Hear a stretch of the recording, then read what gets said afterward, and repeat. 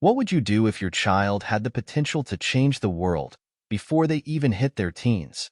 This question lingered in the air as Max Musk, a 10-year-old boy, stood at the center of an auditorium packed with scientists, educators, and journalists from around the world. The event was about to begin, and Max wasn't supposed to be here. At least, not like this. No one had expected a child, especially one so young, to be the keynote speaker at a conference discussing the future of education and intelligence. But Max, despite his tender age, was already a prodigy in his own right. He had been trained by the best, his father, Elon Musk. Hit subscribe and leave a comment with where you're watching from. This story might just spark a new beginning. What's one thing that always pushes you forward, even when things get tough? As the lights dimmed and the crowd hushed, Max walked confidently onto the stage. His father, the eccentric billionaire inventor, sat in the front row, his eyes scanning the room with a mixture of curiosity and pride. Elon had raised Max and his siblings in a way that was unconventional, even by his own standards. But Max was different from other children. He had a mind that seemed to leap ahead of others, always questioning, always analyzing, always finding patterns that no one else could see. This event wasn't just another tech conference. It was a moment that would change everything, for Max, his family, and perhaps even for the world. Max cleared his throat into the microphone, his small frame making him appear almost too delicate for such a stage. But there was a calmness in his eyes, a deep knowing that transcended his youth. "Good morning, everyone," Max began, his voice steady but soft. "What if the future of education isn't about teaching kids what to think, but how to think?" The room fell silent. This wasn't the kind of question that children normally posed, especially not in a room full of esteemed scientists and educators. But this was Max Musk. His intelligence wasn't something that could be measured by traditional standards.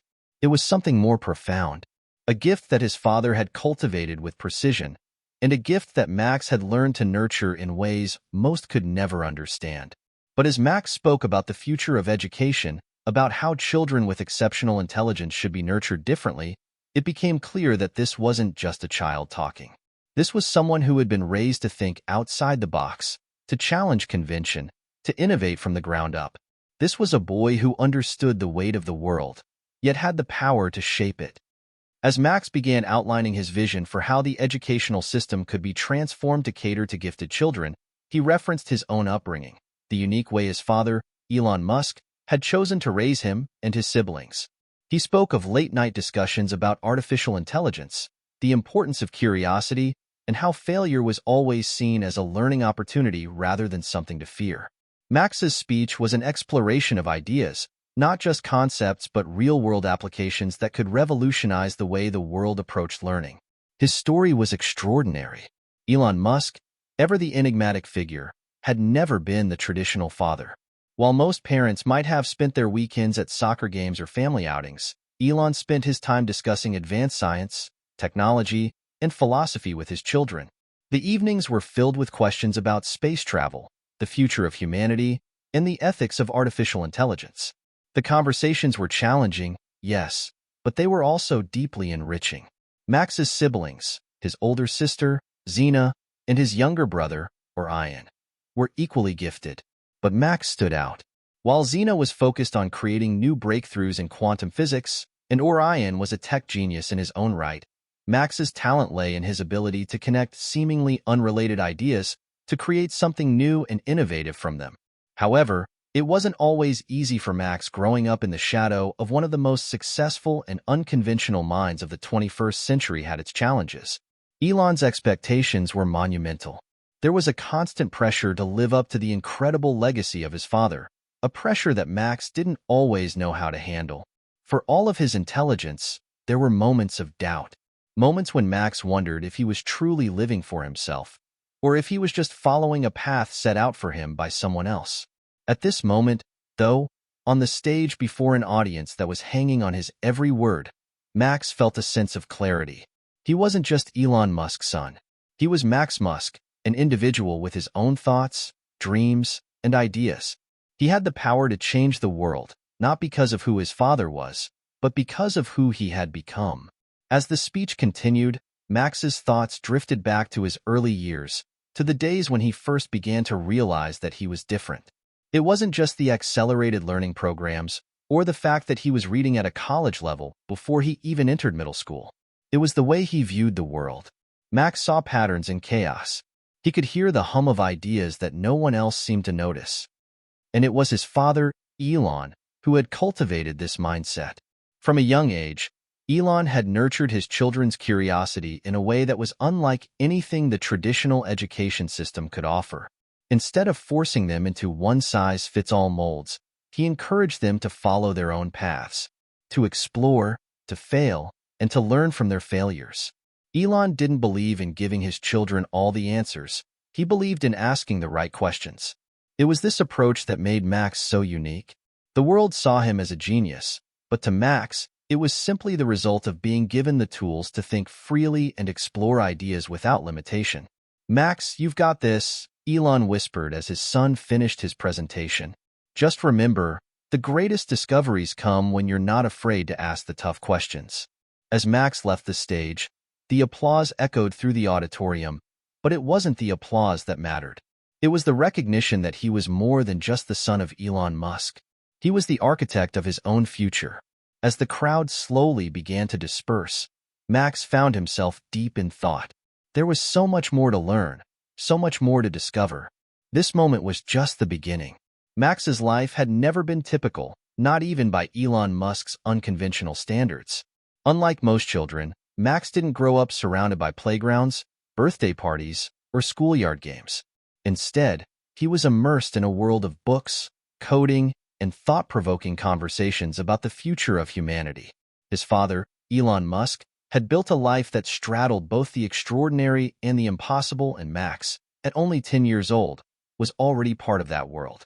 From a young age, Max had been steeped in the kind of education that most children would never experience. It wasn't about memorizing facts or following a rigid curriculum. It was about exploration, creativity, and learning through problem-solving. Elon Musk didn't believe in the traditional schooling system, a system that he believed stifled curiosity and limited a child's potential. Instead, Elon took an active role in shaping the intellectual and emotional development of his children, and that began long before they could even read. Max remembered his earliest years, a blur of lectures that seemed more like conversations than lessons.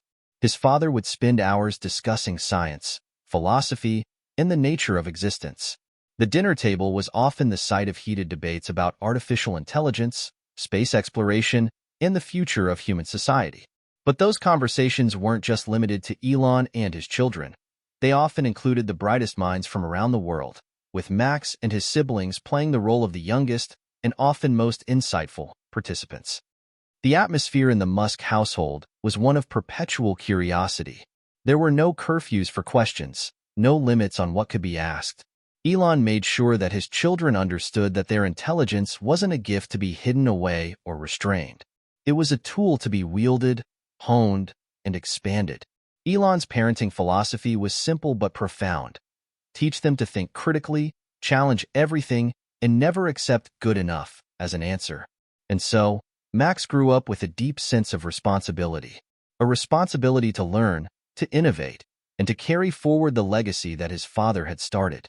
But Max also understood something that many didn't. It wasn't just about following in his father's footsteps, it was about forging his own path. Elon had made it clear from the start that Max's success wasn't tied to the family name or wealth. It was tied to his ability to think differently, to question the status quo, and to solve problems that no one else could. Even as a toddler, Max's curiosity knew no bounds. While other kids were playing with toys, Max was fascinated by the inner workings of things. He would dismantle gadgets to see how they worked, only to put them back together in a way that made them function better. It was no surprise, then, that by the time he was 5, he was reading books on basic coding and understanding advanced concepts in science. But while Max's intellect was undeniable, his upbringing also required him to confront challenges that most children never experienced. Being Elon Musk's child wasn't just about attending elite schools or having access to the best resources. It was about navigating the constant pressure to excel. Elon's expectations were high, perhaps higher than those of any other parent, but they were always paired with a deep belief that his children could rise to meet them. Max's older sister, Xena, had long since embraced this challenge. She was already well on her way to developing her own breakthroughs in quantum physics, and Max admired her determination. His younger brother, Orion, had a knack for technology, often tinkering with robotics in ways that left the family in awe. But Max was different. His talent lay not just in understanding complicated subjects, but in connecting them, bridging the gap between disparate ideas to create something new. Though he thrived in the environment of innovation and discovery, there was always a part of Max that felt isolated. He wasn't like the other kids he met at conferences or private gatherings. They were often much older and already established in their fields. They were peers in name, but not in experience or understanding. He loved the intellectual stimulation, but he couldn't help but wonder if he was missing out on something more, something that most kids his age took for granted: the simplicity of childhood. At times, he resented the expectations that came with his brilliance. There were moments when he wished he could just play video games, go out and play soccer, or have a regular school day. But he knew that wasn't his reality. His father's influence was everywhere, from the cutting-edge technologies Elon worked on to the visionary ideas he shared with Max over late-night dinners. Max had been raised with the knowledge that the future was in his hands, whether he was ready for it or not. One night, as Max sat at the kitchen table, a bowl of half-eaten cereal in front of him, his father came over and sat down beside him. Elon didn't often make time for casual chats, but tonight felt different. "You're doing well, Max," Elon said, his voice soft but filled with authority. "But I think you can do more. I know you feel the pressure, but it's not about meeting anyone else's expectations. It's about pushing yourself. You don't have to be the best at everything, but you do need to be the best at one thing." Thinking, Max looked up at his father, trying to process the weight of his words. There was always this constant push, this need to be extraordinary. But sometimes, Max wondered if it was enough to just be himself, without always having to live up to an impossible standard. "I understand," Max replied quietly, "but sometimes it feels like I'm not really me. Like, I'm just living up to the vision you have for me." Elon smiled, a glimmer of understanding in his eyes. "You're more than just an extension of me, Max. You're your own person. But the only way you'll truly discover who you are is by embracing your curiosity and never being afraid to go against the grain." Max nodded slowly. Deep down, he knew that his father was right. The journey ahead would be challenging, yes, but it was also an opportunity to shape his own destiny, to become something more than just a reflection of his father's genius. As he looked around the kitchen, at the open books, the half-drawn diagrams on the whiteboard, and the faint hum of the lab equipment from the next room, Max felt a sense of clarity. He wasn't alone on this journey. He had his family, his intellect, and his father's wisdom to guide him.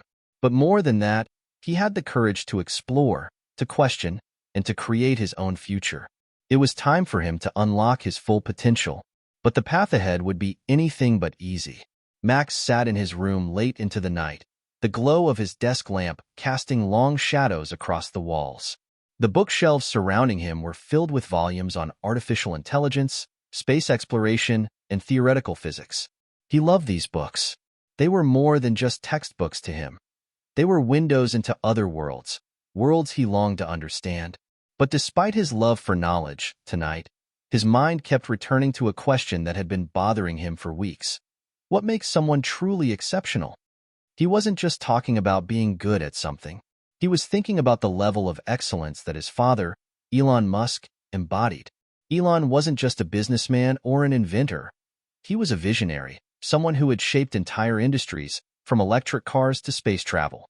And Elon had somehow passed this ability down to his children, particularly to Max, who had inherited his father's drive and intellect. But what was the secret? Max knew his father's methods weren't conventional. There were no strict school schedules, no tutors or after-school programs that other children had. Instead, Elon had designed a different kind of education for his children, one that blended intellectual stimulation with practical problem-solving and creative freedom. The Musk method, as Max had come to think of it, wasn't about rote memorization or a rigid curriculum. It was about learning through real-world application, trial and error, and above all, thinking for oneself. Max wasn't simply taught facts. He was encouraged to question everything, to solve problems creatively, and to think about the bigger picture. From the beginning, Elon's approach was designed to push his children out of their comfort zones, to make them uncomfortable enough that they'd be forced to grow. As Max sat there pondering his father's methods, the door to his room creaked open. It was his older sister, Xena, her face partially illuminated by the light from the hallway. "Still awake?" she asked, her voice soft but teasing. "You need to get some rest. Big day tomorrow." Max nodded absently, his eyes still fixed on the diagrams he had drawn on his whiteboard. "I'm just thinking," he murmured, "about how I learn. How we all learn." Xena, always the pragmatic one, walked over to his desk and glanced at the scattered books and notes. She could tell he was deep in thought. Dad's methods aren't like anyone else's. They might seem strange sometimes, but they work. Max glanced up at her. "I know, but I don't think it's just about doing the work or solving the problems. I think it's about how you approach things. The way Dad sees the world. The way he sees potential where others just see challenges." Xena smiled, sitting down beside him. "I've spent years trying to figure out how to break down quantum mechanics in a way that makes sense to everyone. But you know what I've realized? It's not about finding the answer right away. It's about making connections, those random ideas that don't seem related at first. It's like what Dad always says, the best ideas come when you look at a problem from a completely new angle." Max leaned back in his chair, taking a moment to let his sister's words sink in. "I've always wondered how Dad comes up with his ideas. They're so different. Like when he built those electric cars. Everyone thought it was impossible, but he did it. And now, he's making space travel look easy." "Exactly." Xena paused, her expression turning thoughtful. "He doesn't just see things as they are. He sees what they could be. That's how he works. And that's how he taught us to think, too." Max's mind raced as he processed her words. What Xena was describing was more than just intellectual brilliance. It was a mindset, the Musk mindset, a way of seeing the world as a place full of endless possibilities, where nothing was beyond reach if you had the creativity and persistence to push through the obstacles. The next morning, after a long night of thinking, Max woke up early, as he always did. The house was quiet, still a few hours away from the bustle of meetings and conference calls that often filled the Musk home. Max liked these early mornings. It was a time when he could think without distractions, a time when the world outside seemed to pause, allowing him to dive deeper into his thoughts. He wandered into the kitchen, where Elon was already sitting at the table, sipping his coffee. Max had grown accustomed to seeing his father up at this hour, working through ideas, reading, or just staring out the window as though contemplating the universe itself.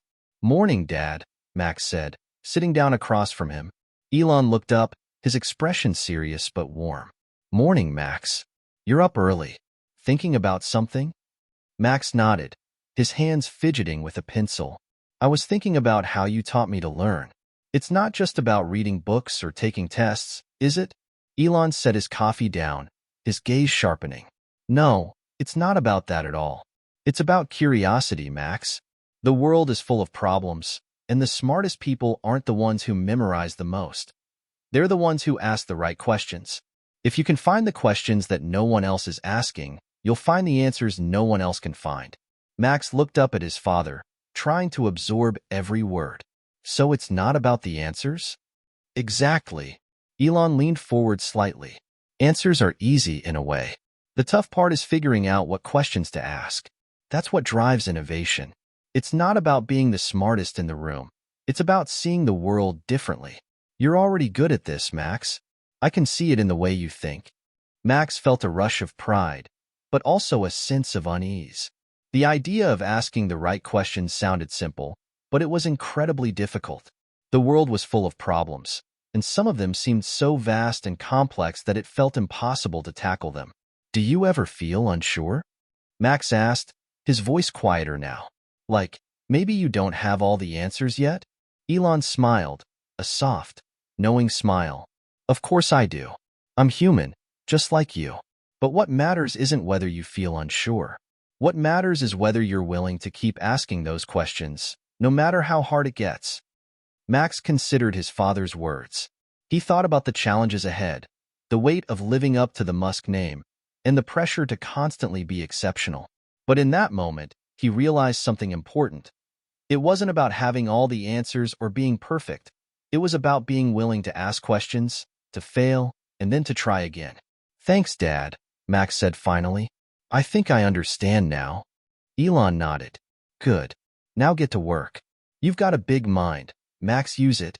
As Max left the kitchen, heading back to his room to continue his projects, he felt something shift inside him. His father's words had given him a new sense of clarity, a reminder that success wasn't about always getting it right, but about staying curious and persistent in the face of uncertainty. Max might not have all the answers yet, but that was okay. The journey of discovery had only just begun. Max felt the weight of his father's expectations pressing down on him more heavily than ever before. It wasn't a physical weight, but a mental one, an invisible force that seemed to follow him everywhere.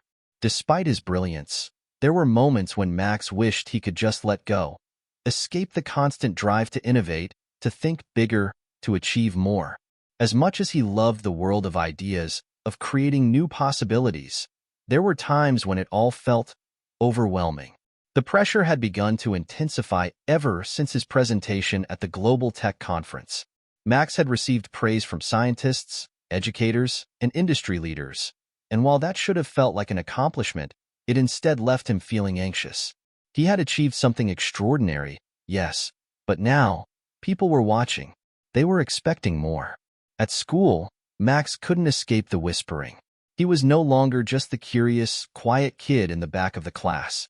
He was the prodigy, the child of Elon Musk, and everyone seemed to expect that he would always have the right answer, always be one step ahead.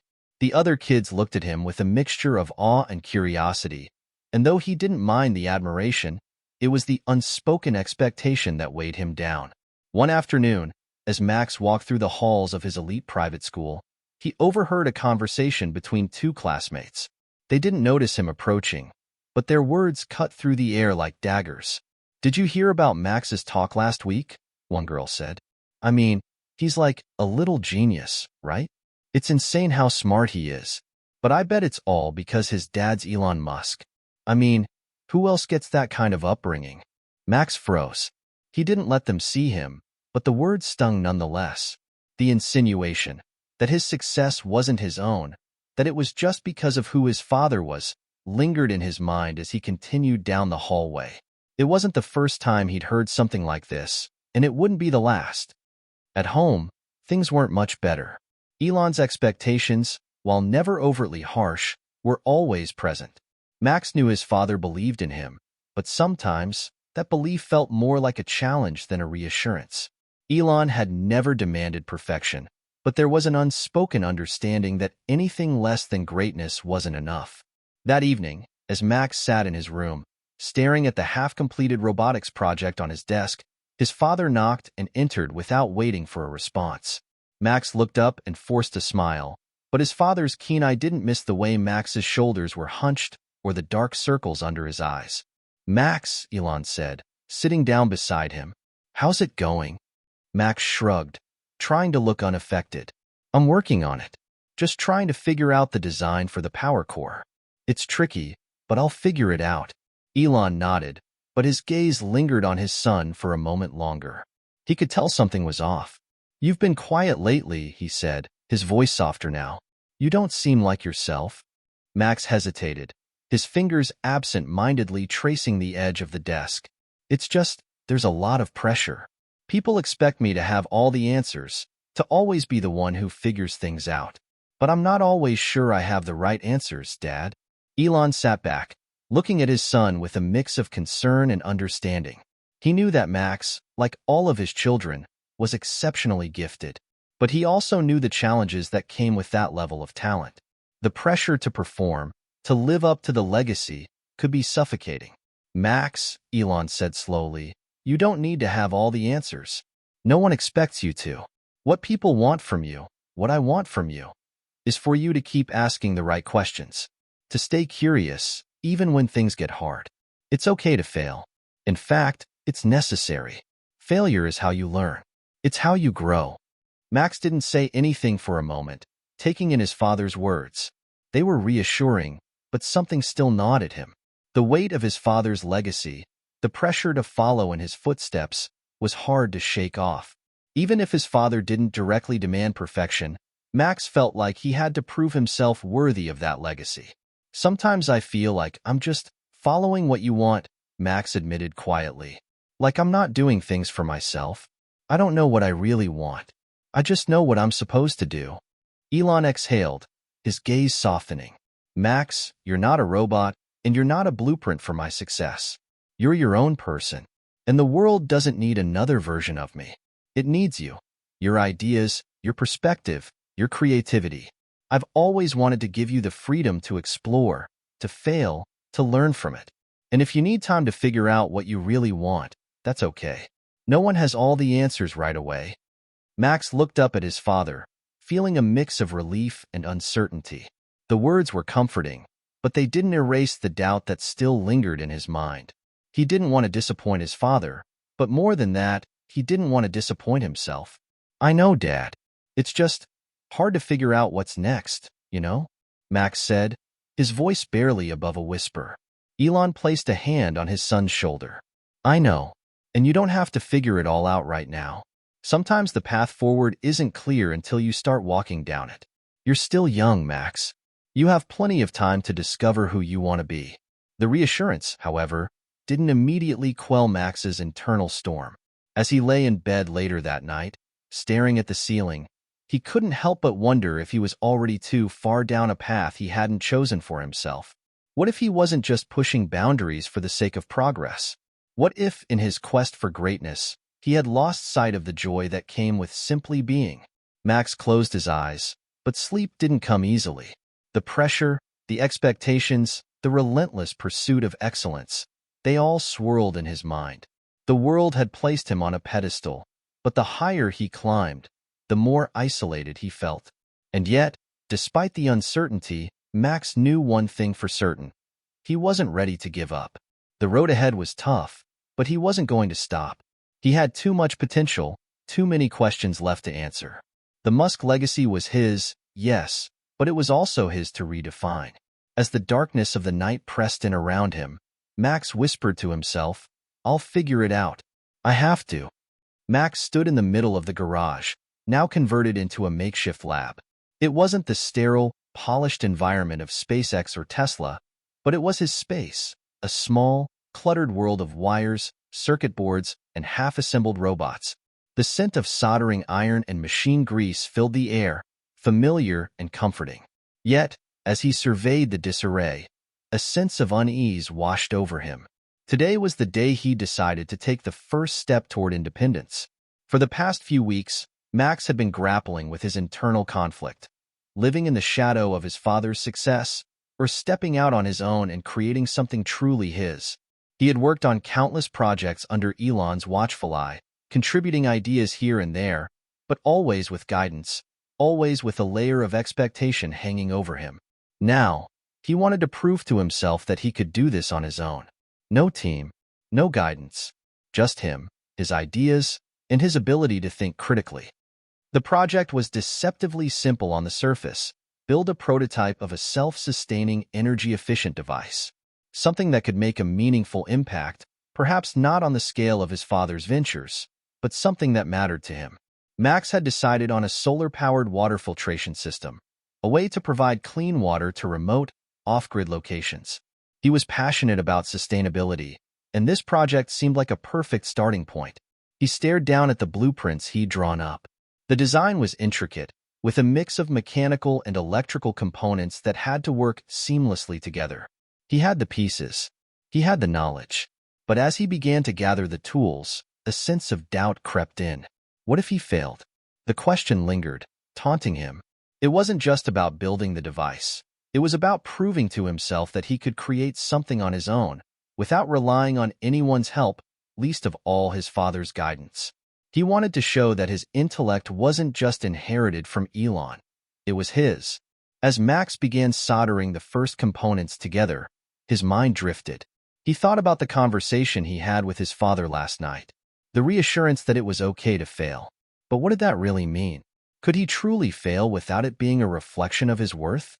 With a deep breath, Max pushed the doubt aside and focused. The project wasn't just a challenge of skill. It was a test of his resilience and his ability to work through problems without resorting to his usual crutch of asking for advice. For hours, he worked, losing himself in the rhythm of creation. The sound of his tools filled the garage, punctuated only by the occasional hum of a motor or the soft click of a circuit completing a connection. As the day wore on, the filtration system started taking shape. The solar panels were connected, the filtration unit was nearly complete, and the wiring was coming together in a way that gave him a sense of satisfaction. It wasn't perfect, far from it, but it was progress. By the time the sun began to set, Max felt the exhaustion setting in. His back ached, his hands were sore from handling the fine components, and his mind buzzed with the complexity of the task. But there was a quiet thrill in knowing he had done it. He had built something from the ground up, without relying on anyone's approval or input. It was his creation, for better or worse. Just as he was about to take a break and step back to admire his work, a voice called from the doorway. "Max? You still alive in here?" Zena's voice rang through the cluttered space. Max turned, trying to hide the weariness in his eyes. "Yeah, just working on something." Zena stepped into the garage, her arms crossed as she surveyed the scene. Her sharp eyes quickly scanned the project, taking in the design, the parts strewn about, and the makeshift tools. "This looks like one of Dad's projects," she said, arching an eyebrow. Max smiled, wiping his hands on a rag. "It's my project," he corrected. "Solar-powered water filtration system. I'm testing a few different materials to see which works best for efficiency." Zena looked impressed, but her tone was tinged with amusement. "Let me guess, no help from anyone, huh? No checking with Dad to make sure you're on the right track?" Max felt a sharp pang in his chest. It was exactly what he had been avoiding. It wasn't that he didn't want his father's help. He knew Elon's expertise could help him fine-tune the device. But today, more than ever, Max needed to know if he could solve this himself. He didn't want to hear his father's voice in his head, giving instructions or nudging him toward the right solution. "I didn't want any help this time," Max admitted, his voice quieter. "I needed to know if I could do it on my own." Zena paused, watching her brother closely. Then, with a rare moment of seriousness, she said, "I get it. You want to prove to yourself that you're more than just Dad's kid, that you have your own ideas, your own genius." Max met her gaze, feeling the weight of her words. "Exactly," he said softly, "but I'm not sure if I'm doing it right. What if it doesn't work?" Zena took a deep breath and then nodded. "Max, I've watched you solve problems that most people would never even consider. I've seen you take things apart and put them back together in ways no one else would think to. But here's the thing. Sometimes it's okay if it doesn't work. You'll learn from it. And that's what matters." Max thought about what she said. He had always been able to fix things, whether it was gadgets or complex theories. But this time, it wasn't just about fixing. It was about creating something new. Something that came entirely from him. "I just don't want to disappoint anyone," Max said, almost as if talking to himself. "You won't disappoint anyone by trying," Zena said firmly. "It's the not trying that would disappoint Dad, or anyone else who believes in you. And more importantly, it's the not trying that would disappoint yourself." Max let out a slow breath, feeling the weight of her words settle over him. The pressure to succeed wasn't just external. It came from within, from his own drive to prove that he wasn't just a product of his father's legacy, but a force in his own right. "You're right," Max said after a pause. "I'll keep working on it. I'll figure it out." Zena gave him a half-smile before turning toward the door. "I know you will. But hey, don't forget to eat something.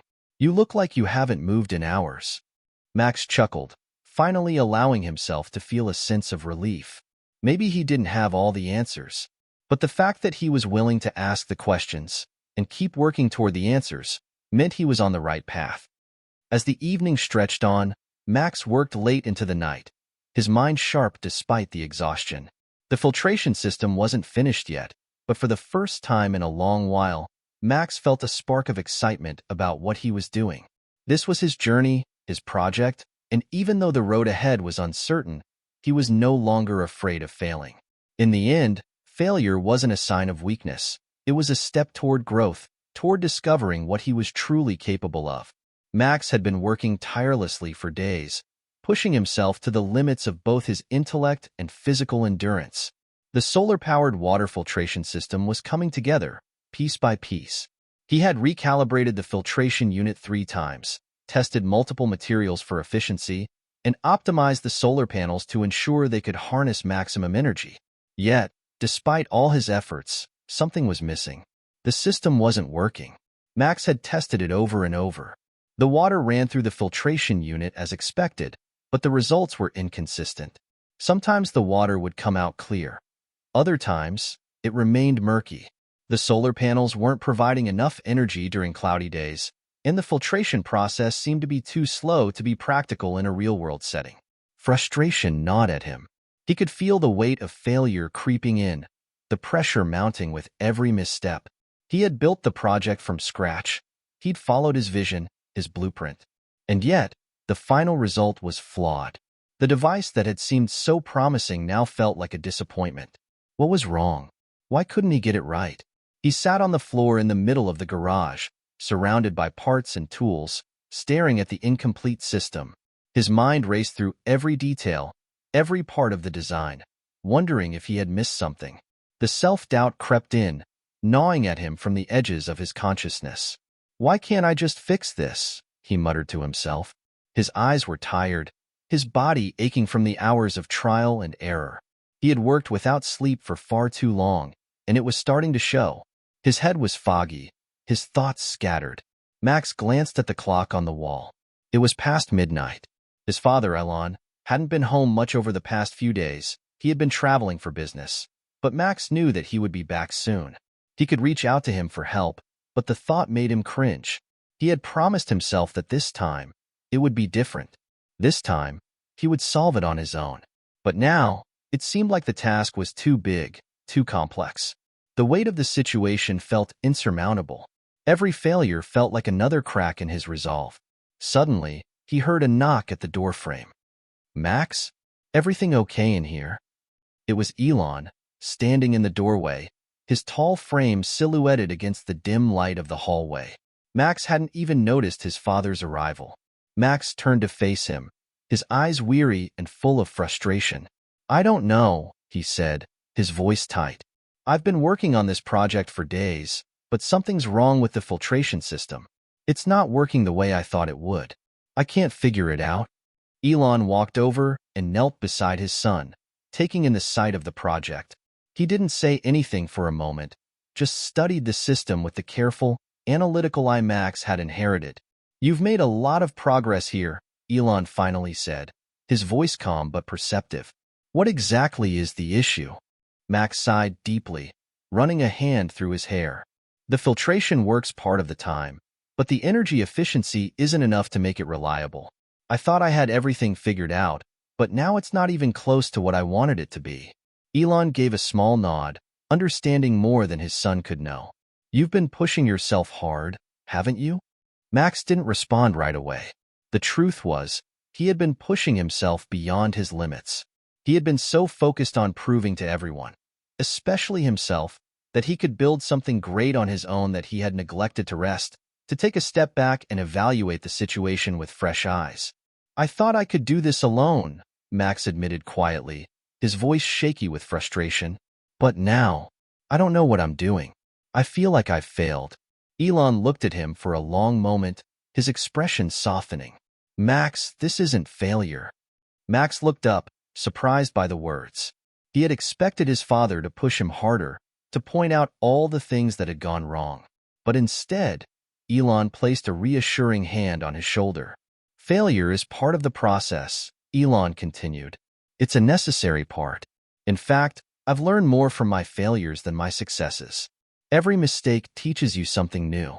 The key is in not giving up and in understanding that the path to success is rarely a straight line." Max let out a long breath, his frustration easing just a little. His father's words, though simple, carried the weight of years of experience.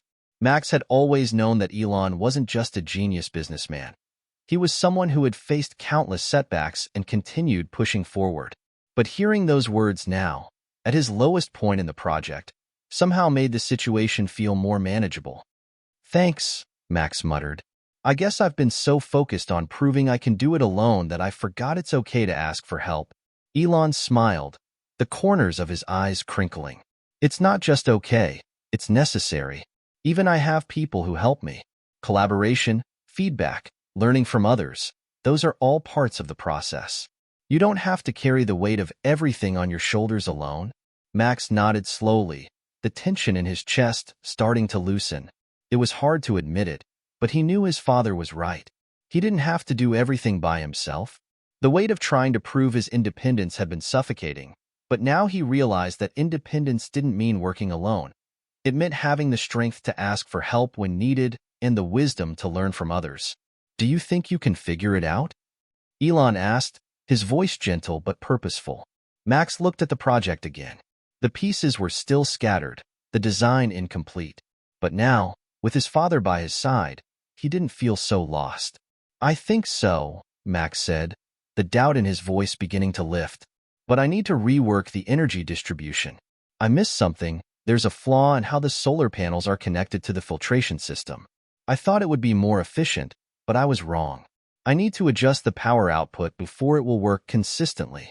Elon smiled. "You're already halfway there, Max. The hardest part is being able to identify what went wrong. Once you know that, you can fix it." Max sat down at the workbench again, more confident now. With his father's reassurance, the overwhelming task seemed more like a solvable challenge than a looming failure. He wasn't alone in this anymore. As Elon moved to leave the garage, he turned and gave Max a nod. "I'll leave you to it. But remember, sometimes the solution is just a different perspective. Take a step back, think about it from a new angle." Max watched his father leave, feeling a sense of renewed determination. It wasn't just about the device anymore. It was about growth, about learning from his mistakes, and knowing that failure wasn't the end. It was just another step in the journey. The morning after his conversation with Elon, Max woke up earlier than usual, his mind already buzzing with ideas.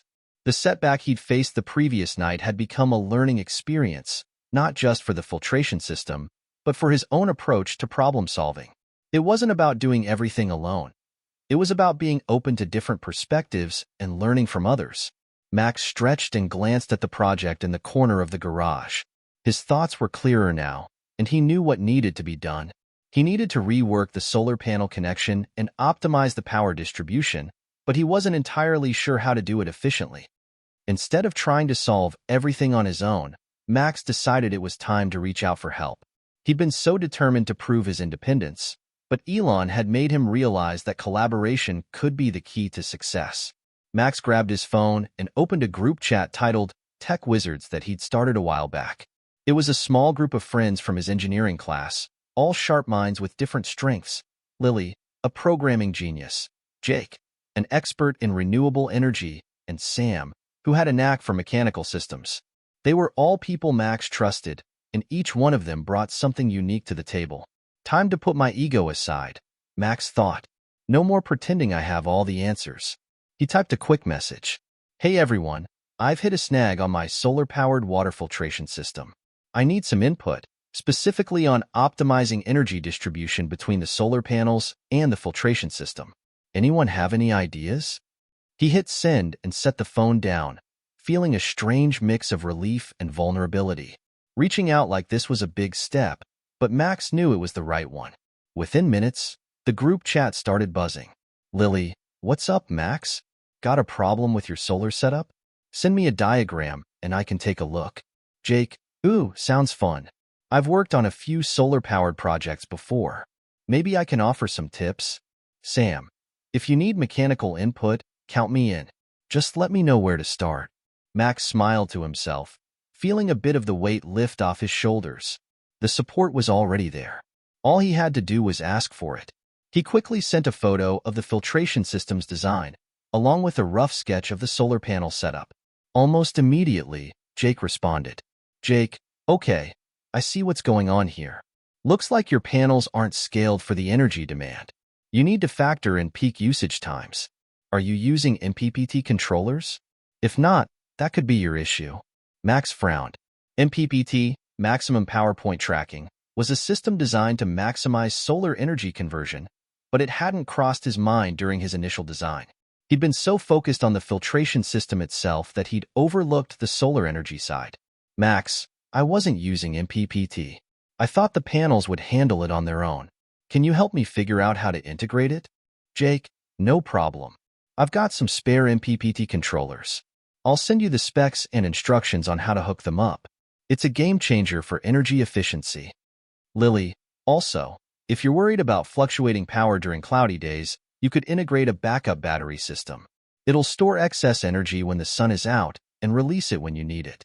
Max's mind was racing with all the new information. It was so simple, yet he hadn't thought of it before. A backup system? Why hadn't he considered it? It was the perfect solution to ensure that the filtration system kept running even when the sun wasn't shining. Max, great idea. I'll start working on that too. Sam, any thoughts on the mechanical side of things? Sam, yeah, the filtration mechanism looks solid, but you might want to think about reducing the flow resistance. It could help with efficiency. I'd tweak the intake and output valves to optimize the water flow. I've also got some 3D printing equipment, so if you need custom parts, just let me know. Max felt a sense of excitement build within him. For the first time, the problem no longer felt like an insurmountable wall. His friends had given him a roadmap, specific things he could focus on to make real progress. He wasn't alone anymore. They were all in this together. A few days later, Max had made significant changes to the system. He had incorporated the MPPT controllers into the solar panel circuit, optimized the energy storage system, and improved the water filtration flow based on Sam's suggestions. It was still a work in progress, but the improvements were noticeable. One afternoon, Max decided to take the system outside and test it in real-world conditions.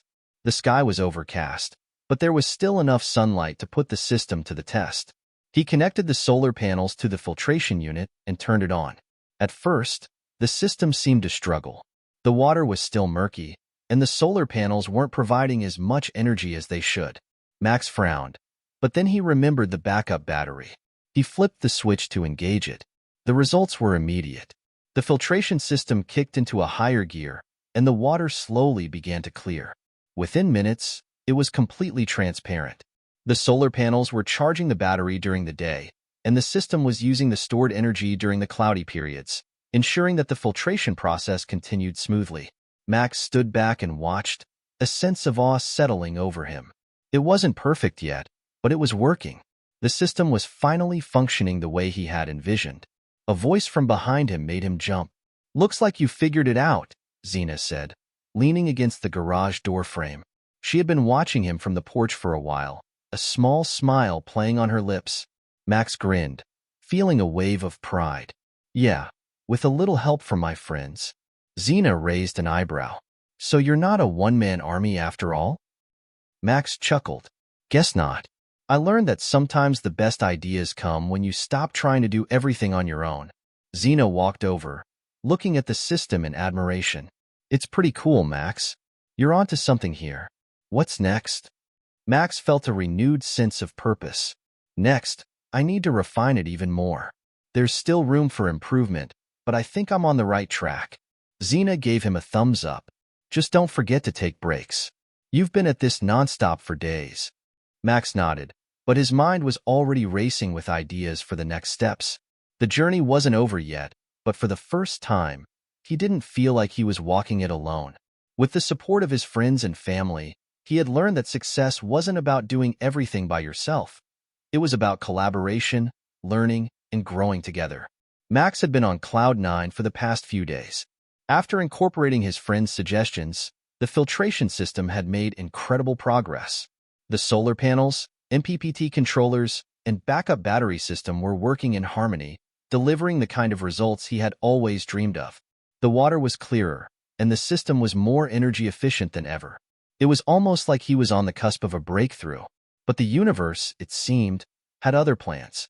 It started with a message from Lily. She'd sent a text saying, "Max, we need to talk about the environmental impact of your system. Have you considered the effect of the filtration materials on aquatic ecosystems?" Max frowned at the message. He had spent so much time focused on the efficiency of the system on making it work in terms of energy and functionality, that he hadn't thought much about the materials used in the filtration process. Of course, he'd chosen biodegradable filters, but what about the long-term effects? Was he using the right materials for sustainability? He looked at the filtration system again. It wasn't just about efficiency, it was about the broader impact. That's when the weight of responsibility hit him. He wasn't just designing a product anymore. This was something that could change lives, but only if it was done right. As if on cue, another message popped up, this time from Jake. Max, you know the MPPT controllers? I've been looking into them, and I think there's a flaw in your wiring setup. It's not distributing the energy properly. If you don't fix it soon, you might face some serious power losses down the line. Max's heart sank. After all the progress he'd made, was he really facing another obstacle? He had thought the system was complete. He had hoped that the next step would be tweaking and fine-tuning, not another potential disaster. He sat down, his mind racing.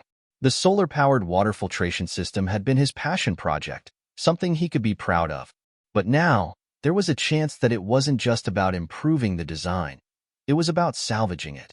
That evening, Max went to his father's office.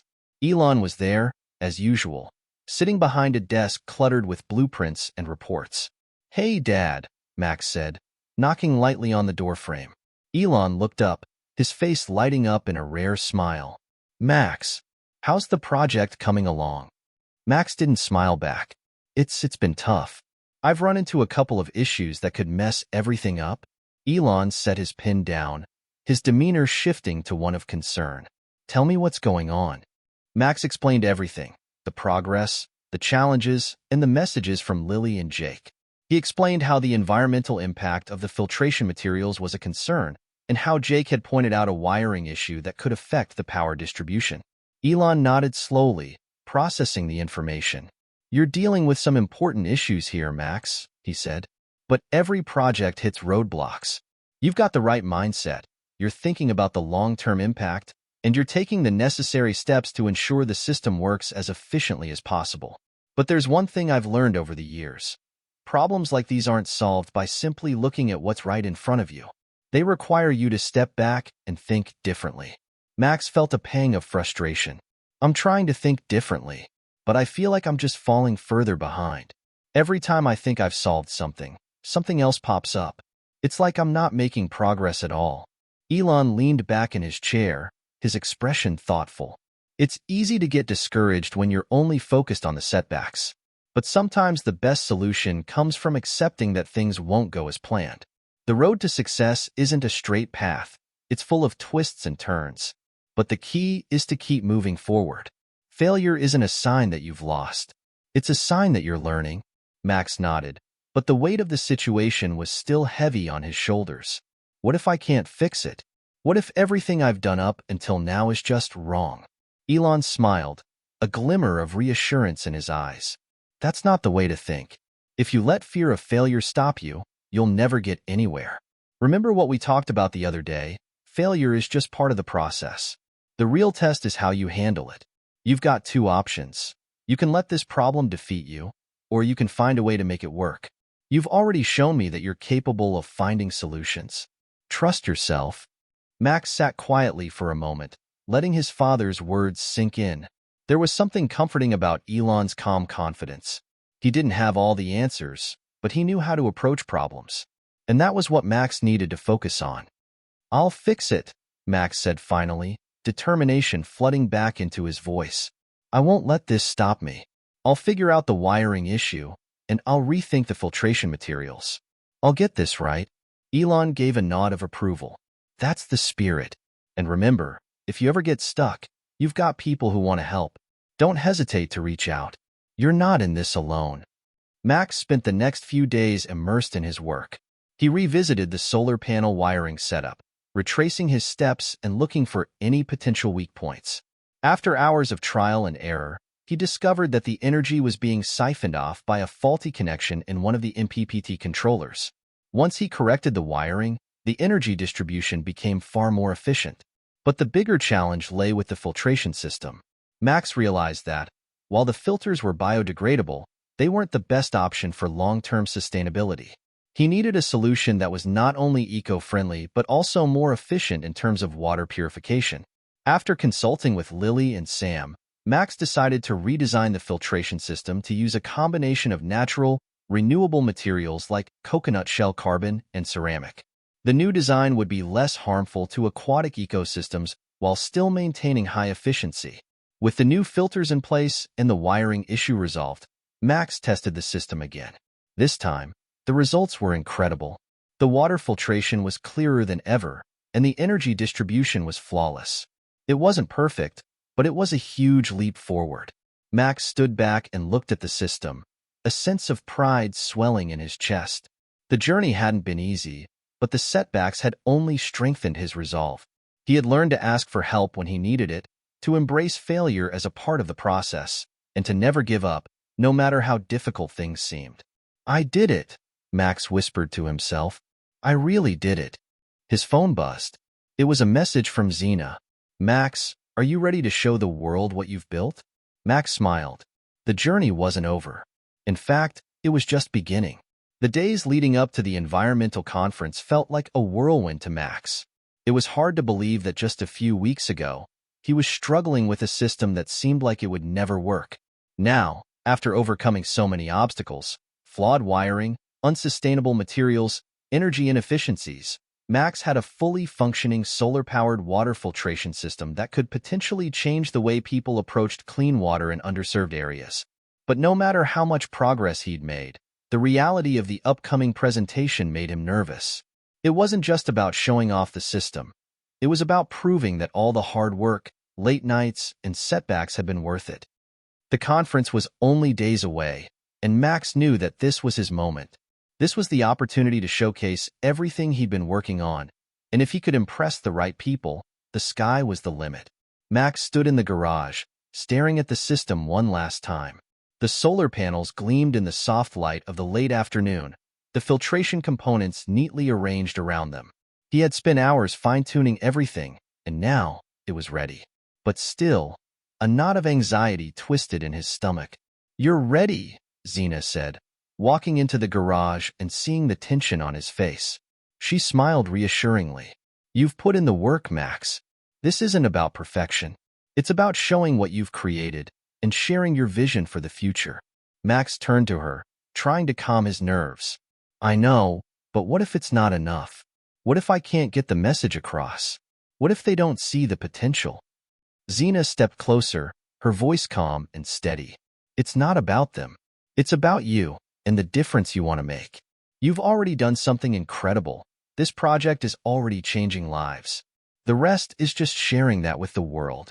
Max sighed, taking in her words. He hadn't realized how much pressure he had put on himself until now. It wasn't about impressing everyone at the conference. It was about standing by the work he had done, believing in its potential, and sharing that belief with others. "Thanks, Xena," he said, giving her a small smile. "I needed to hear that." The day of the conference arrived faster than Max had expected. He woke up early, double-checking everything one last time. His solar-powered filtration system had been carefully packed into a transport case, and he was ready to roll it out for the big presentation. He dressed in a neat blazer, but his palms still felt clammy with nerves. Despite the confidence he had in his work, the reality of presenting in front of experts and industry leaders made his heart race. His father, Elon, had already left for the conference hall, where he was attending as a speaker.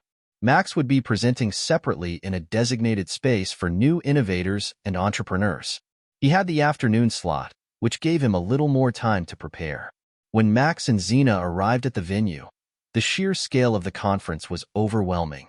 The convention center was buzzing with energy, booths showcasing clean tech innovations, panels discussing renewable energy solutions, and groups of people deep in conversation about the future of sustainable development. Max couldn't help but feel like a small fish in a giant pond. As they walked toward the area where he would be presenting, Max caught sight of a few familiar faces from the engineering community. Jake, Lily, Sam, and even his mom had flown in to support him. Their presence helped calm his nerves a little. He wasn't alone. He had his friends, family, and a solid product. That was enough. Max set up his system in front of a small crowd that had gathered around, and his heart skipped a beat. He had expected a few people to come by and check it out, but the room was filling up fast. People were stopping to look at the water filtration system, curious about the energy-efficient setup. "All right, Max," Xena whispered as she gave him a thumbs up. "You've got this." Max took a deep breath and walked to the front of the crowd. He adjusted the microphone and tapped it lightly, making sure everyone could hear him. "Good afternoon, everyone," he began, his voice steady despite the nerves bubbling up inside. "My name is Max Musk, and I'm here today to present a project that could revolutionize the way we think about clean water. It's called the Solar-Powered Water Filtration System, and I believe it has the potential to change lives in areas with limited access to clean water." He paused, looking out at the audience, trying to connect with each person. Some were taking notes. Others had their phones out, ready to record or tweet. Max knew he had a limited window to grab their attention. This system combines solar power with sustainable filtration technology to provide clean water in areas where electricity and resources are scarce, he continued. The system is powered entirely by solar energy, and the filtration process uses eco-friendly, biodegradable materials that won't harm aquatic ecosystems. What sets this apart is its ability to function even during cloudy days, thanks to an integrated backup battery system. Max gestured toward the filtration system, activating it with a remote. As the water slowly filtered through the system, the crowd leaned in. Max could see the curiosity in their eyes. "As you can see," he went on, "this system works in real time. The solar panels charge the batteries, which then power the filtration process. Even on overcast days, the system can continue to operate, providing clean water without interruption. It's a solution that can be implemented in remote areas, emergency relief efforts, or anywhere access to clean water is limited." Max paused again, looking around. The crowd was silent, taking in what he was saying. "This project wasn't easy," he admitted, "and it took a lot of trial and error to get to this point. I faced a lot of challenges along the way, everything from power distribution issues to choosing the right materials for the filtration system. But with the help of my friends, family, and mentors, I learned that failure is just part of the journey. The important thing is to keep pushing forward and learning from every setback." Max smiled, feeling more at ease now that he was sharing his story. "I've been working on this project for months, and today, I'm excited to share it with all of you. I truly believe that this technology can make a difference, whether it's in disaster-stricken areas, rural villages, or urban communities with water access issues." He paused again, this time looking at the faces of the audience. They seemed intrigued, even impressed. Max felt a surge of confidence. "I'm not saying this is the perfect solution," he continued, "but I am saying that it's a step in the right direction, a way to harness renewable energy for a real-world, life-changing application." Max looked around at the people in front of him, some taking notes, others nodding in approval. Then, he spotted a figure near the back of the room. It was Elon, standing there with his arms crossed, watching him. His father gave him a small nod, a look of pride on his face. Max took a deep breath and smiled. He had done it. He had faced the challenge head-on, and he had shared his vision with the world. The crowd erupted into applause. After the presentation, a few of the experts came up to Max to ask questions. There was talk of potential partnerships, funding opportunities, and even the chance to bring his system to areas that could benefit from it immediately. Max was on cloud nine, but in the back of his mind, he knew this was just the beginning. There were still many steps ahead, refining the system, scaling it up, and making it more widely available. But for now, he allowed himself to bask in the moment. "Great job, Max," Xena said as they walked out of the room. "You were incredible." Max grinned. "Thanks, Xena. It feels like everything is finally falling into place." But as he stepped into the hallway, his phone buzzed. He glanced at it, and a message from Jake popped up. "Max, I've been thinking. There's a way we can make your filtration system even more efficient. Want to talk?" Max smiled. The work was never really over, but he was ready for whatever came next. Max's head was still spinning from the success of his presentation at the conference. It had been everything he hoped for, and more. The applause, the interest from investors, and the thought of his solar-powered water filtration system being deployed in communities that needed it most made him feel like he was on the brink of something monumental. But as the days passed, the excitement began to settle into a sense of urgency. The message from Jake had made it clear that there were more opportunities waiting for him, but there were also harder decisions to make. Jake had been working with Max since the early stages of the project, providing technical expertise and ideas that pushed the design forward. When he'd sent that message, it wasn't just a simple suggestion. Jake had come up with a modification to the filtration system that could make it more efficient, cutting down on energy usage and increasing the flow rate of filtered water. But here's the thing. Jake's modification came with a catch. Max sat at his desk in the evening, looking at the message again.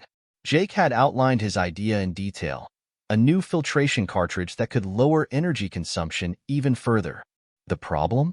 The new design used a rare, high-tech material that wasn't biodegradable, something Max had been adamant about avoiding due to its potential environmental impact. Max knew that if he accepted Jake's proposal, the system would become even more efficient, and it would open up more markets, potentially making the product a huge success. But it would also mean compromising on one of his core values, the system's commitment to environmental sustainability. He was caught between two ideals, doing what was best for the planet and scaling up to make a bigger impact. As he mulled it over, his phone buzzed again. This time, it was a call from Elon. "Hey, Max," Elon's voice crackled through the speaker. "How's the post-conference buzz treating you?" Max smiled, trying to keep the stress out of his voice. "It's been good. I've got a lot of interest, but there's also this new opportunity. Jake's got an idea to make the filtration system more efficient, but it requires a material that's not biodegradable." There was a pause on the other end. "I see," Elon said thoughtfully. "You're in a bit of a tight spot, huh?" Max let out a breath, feeling the weight of the decision. "Yeah, it's what I've always dreamed of, but I don't want to compromise on what this system stands for."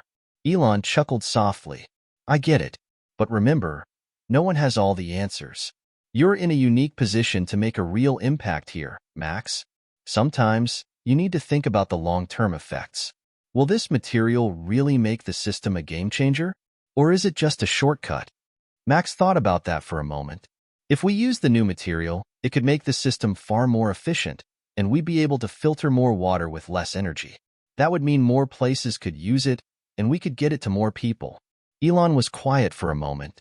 "Sounds like a compelling argument, but you need to balance that with your vision. The environmental sustainability aspect is what makes your project stand out.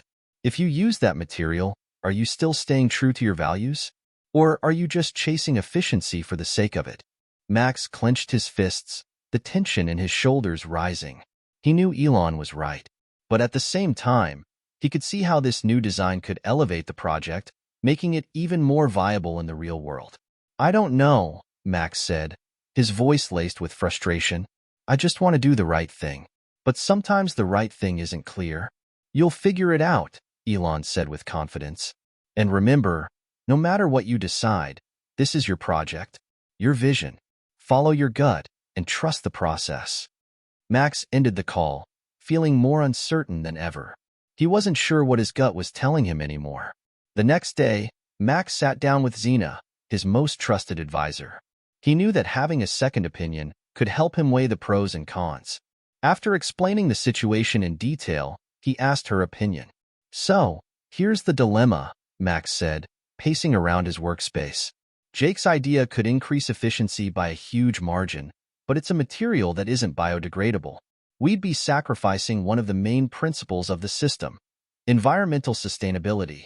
But, on the flip side, it could make the system more scalable and reduce costs." Xena nodded slowly, considering the options. "I can see why you're torn. But think about the bigger picture. How much more could you impact the world by making this system even more efficient and affordable? Yes, the environmental aspect is crucial, but if you can reach more people with your system, isn't that still aligned with your mission?" Max stopped pacing and looked at Xena. "But what if I'm compromising my values in the process? What's the point of having a sustainable system if I'm not staying true to what it represents?" Xena smiled, her expression calm. "I think you're overthinking it. You're still trying to make a positive impact, whether the material is biodegradable or not. The system is still largely green, and it could help thousands, or millions, of people. You've got a chance to change the game here, Max." I think you have to ask yourself which side of the equation matters more, doing everything perfectly or making the biggest impact possible. Max sat down, the weight of her words sinking in. He realized that this was the essence of innovation, taking risks, making tough decisions, and finding ways to compromise without losing sight of the end goal. Maybe there wasn't a perfect solution, but there were ways to move forward and still stay true to his mission. A few days later, Max called Jake and gave him the green light to move forward with the new material. He explained that while they couldn't abandon their environmental goals entirely, the system's overall efficiency gains would allow them to reach more people and make a greater impact. Jake was ecstatic. "That's awesome, Max. This is going to take things to the next level. We'll get to work on the new prototype immediately." Max felt a sense of relief wash over him. He had made a decision, one that balanced progress with his values. It wasn't perfect, but it was the right step forward. Meanwhile, news of Max's success continued to spread. He received calls from investors eager to fund his project, and discussions began about scaling up production to meet the growing demand. The momentum was building, and Max realized that his vision was becoming more real with every passing day. Hit subscribe and leave a comment with where you're watching from. This story might just spark a new beginning. What's one thing that always pushes you forward, even when things get tough? But with growth came new challenges. The pressure to scale quickly, to meet deadlines, and to balance innovation with sustainability was mounting. Max knew that the road ahead wouldn't be easy, but he felt more prepared than ever. The world was watching, and his project was about to take off in ways he had only imagined. The buzz surrounding Max's solar-powered water filtration system was louder than ever. After the conference, word spread quickly. Industry leaders, humanitarian organizations, and government representatives all expressed interest in his product. It was the kind of recognition that could change a person's life, and Max's was no exception. But with success came a host of new challenges that he wasn't fully prepared for. Scaling up meant expanding operations, negotiating with manufacturers, and dealing with new rounds of funding. And all of this had to happen while still holding on to his original vision, creating a sustainable and effective system that could reach as many people as possible. Max sat at his desk, reviewing the stack of emails in front of him. There were investors asking for detailed financial projections, suppliers wanting to discuss contracts, and even social media influencers eager to promote the product. His phone buzzed constantly with messages from his team and new inquiries that he couldn't keep up with.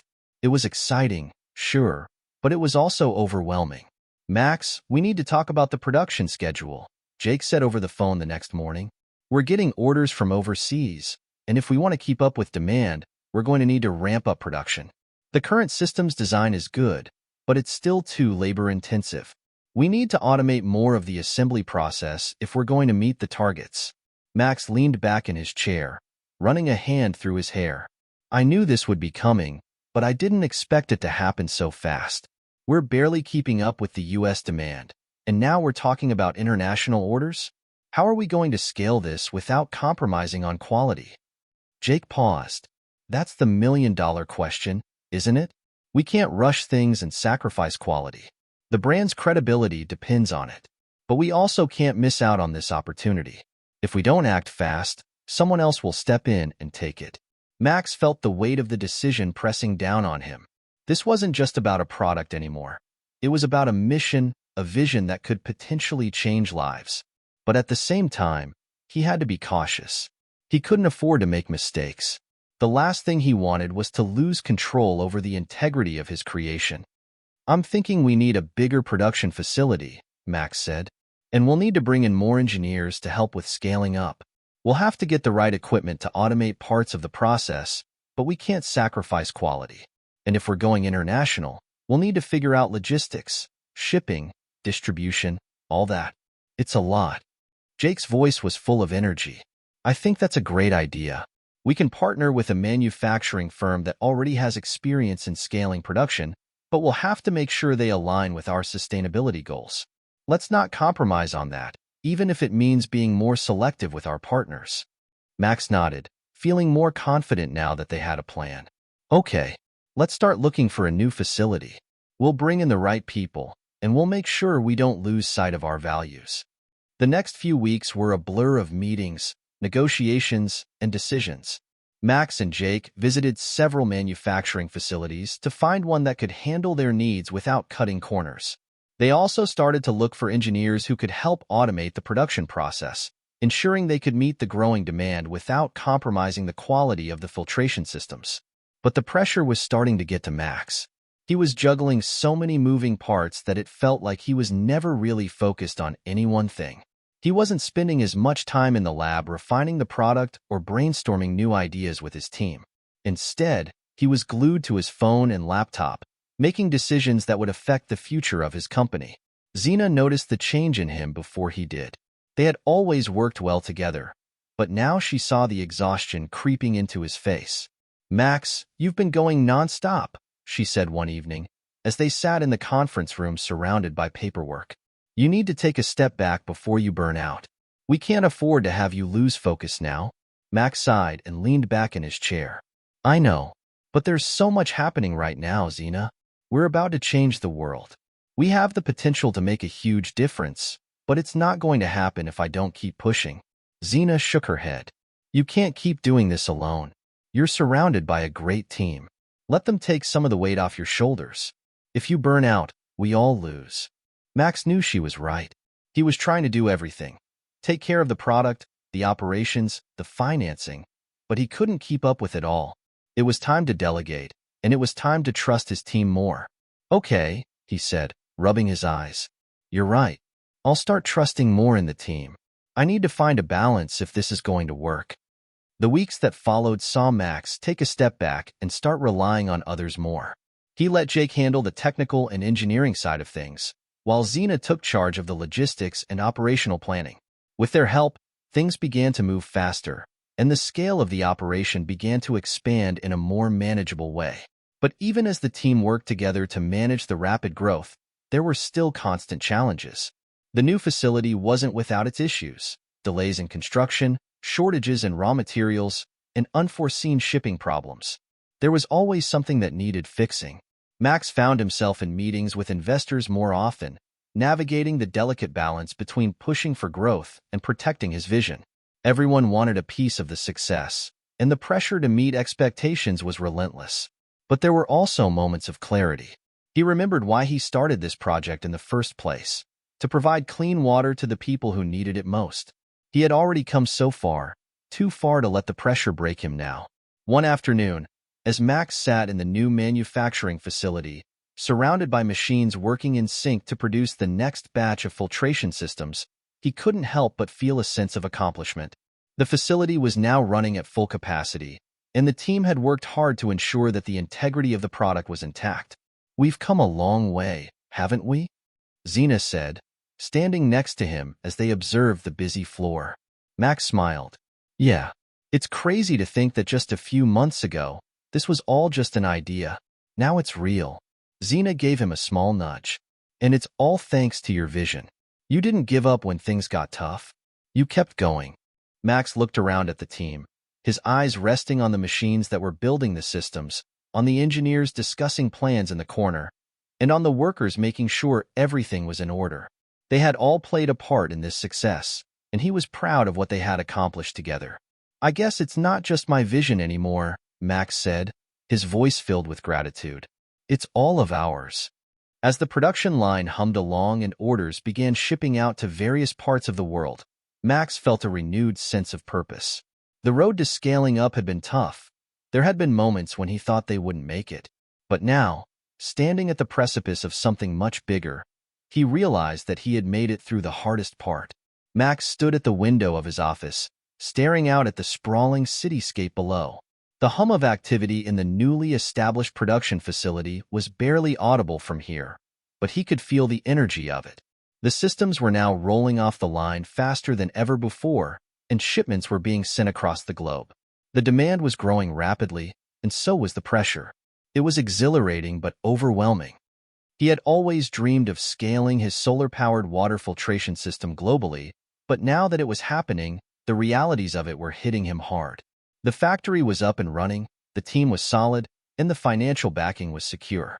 But Max knew that the true test of success was about to come, when the systems were finally deployed in communities around the world.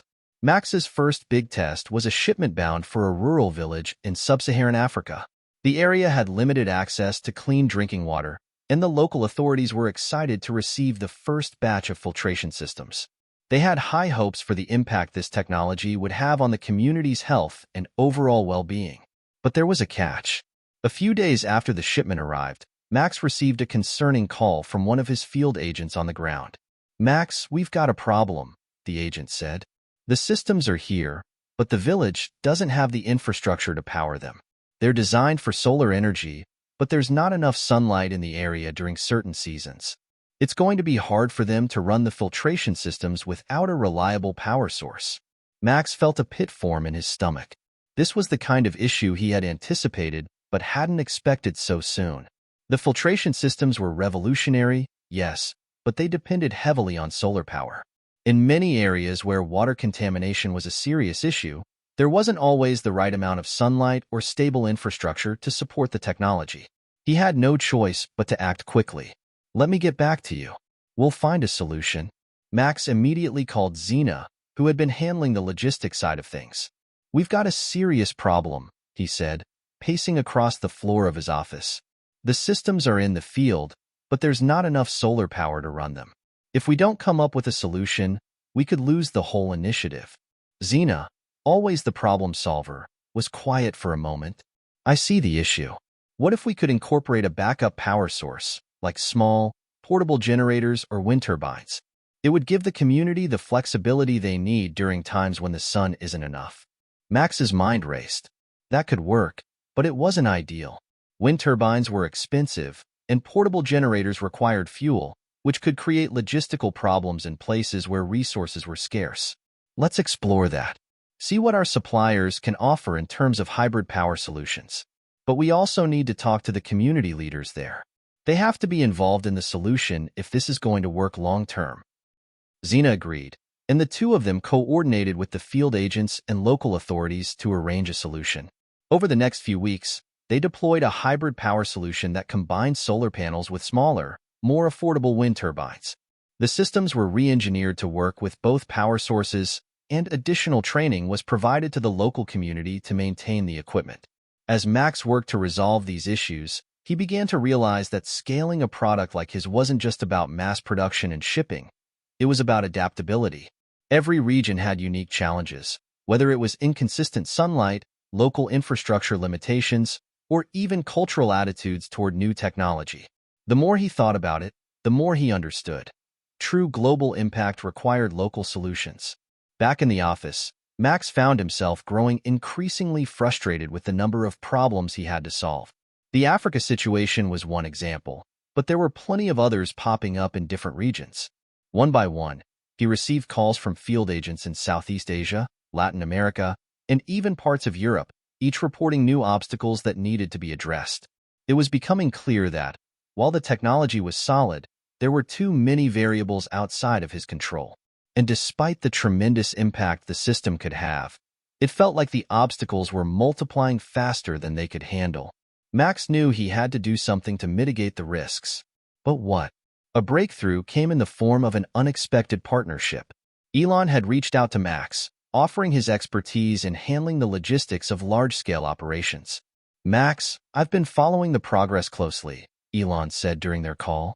"You've got an incredible product, but you're right. Scaling it globally isn't just about sending out systems. You need to think more strategically about the local impact." Max paused, trying to absorb what Elon was saying. "Exactly. We're running into so many unexpected issues: power, local buy-in, infrastructure. It's exhausting." Elon's voice was calm and measured.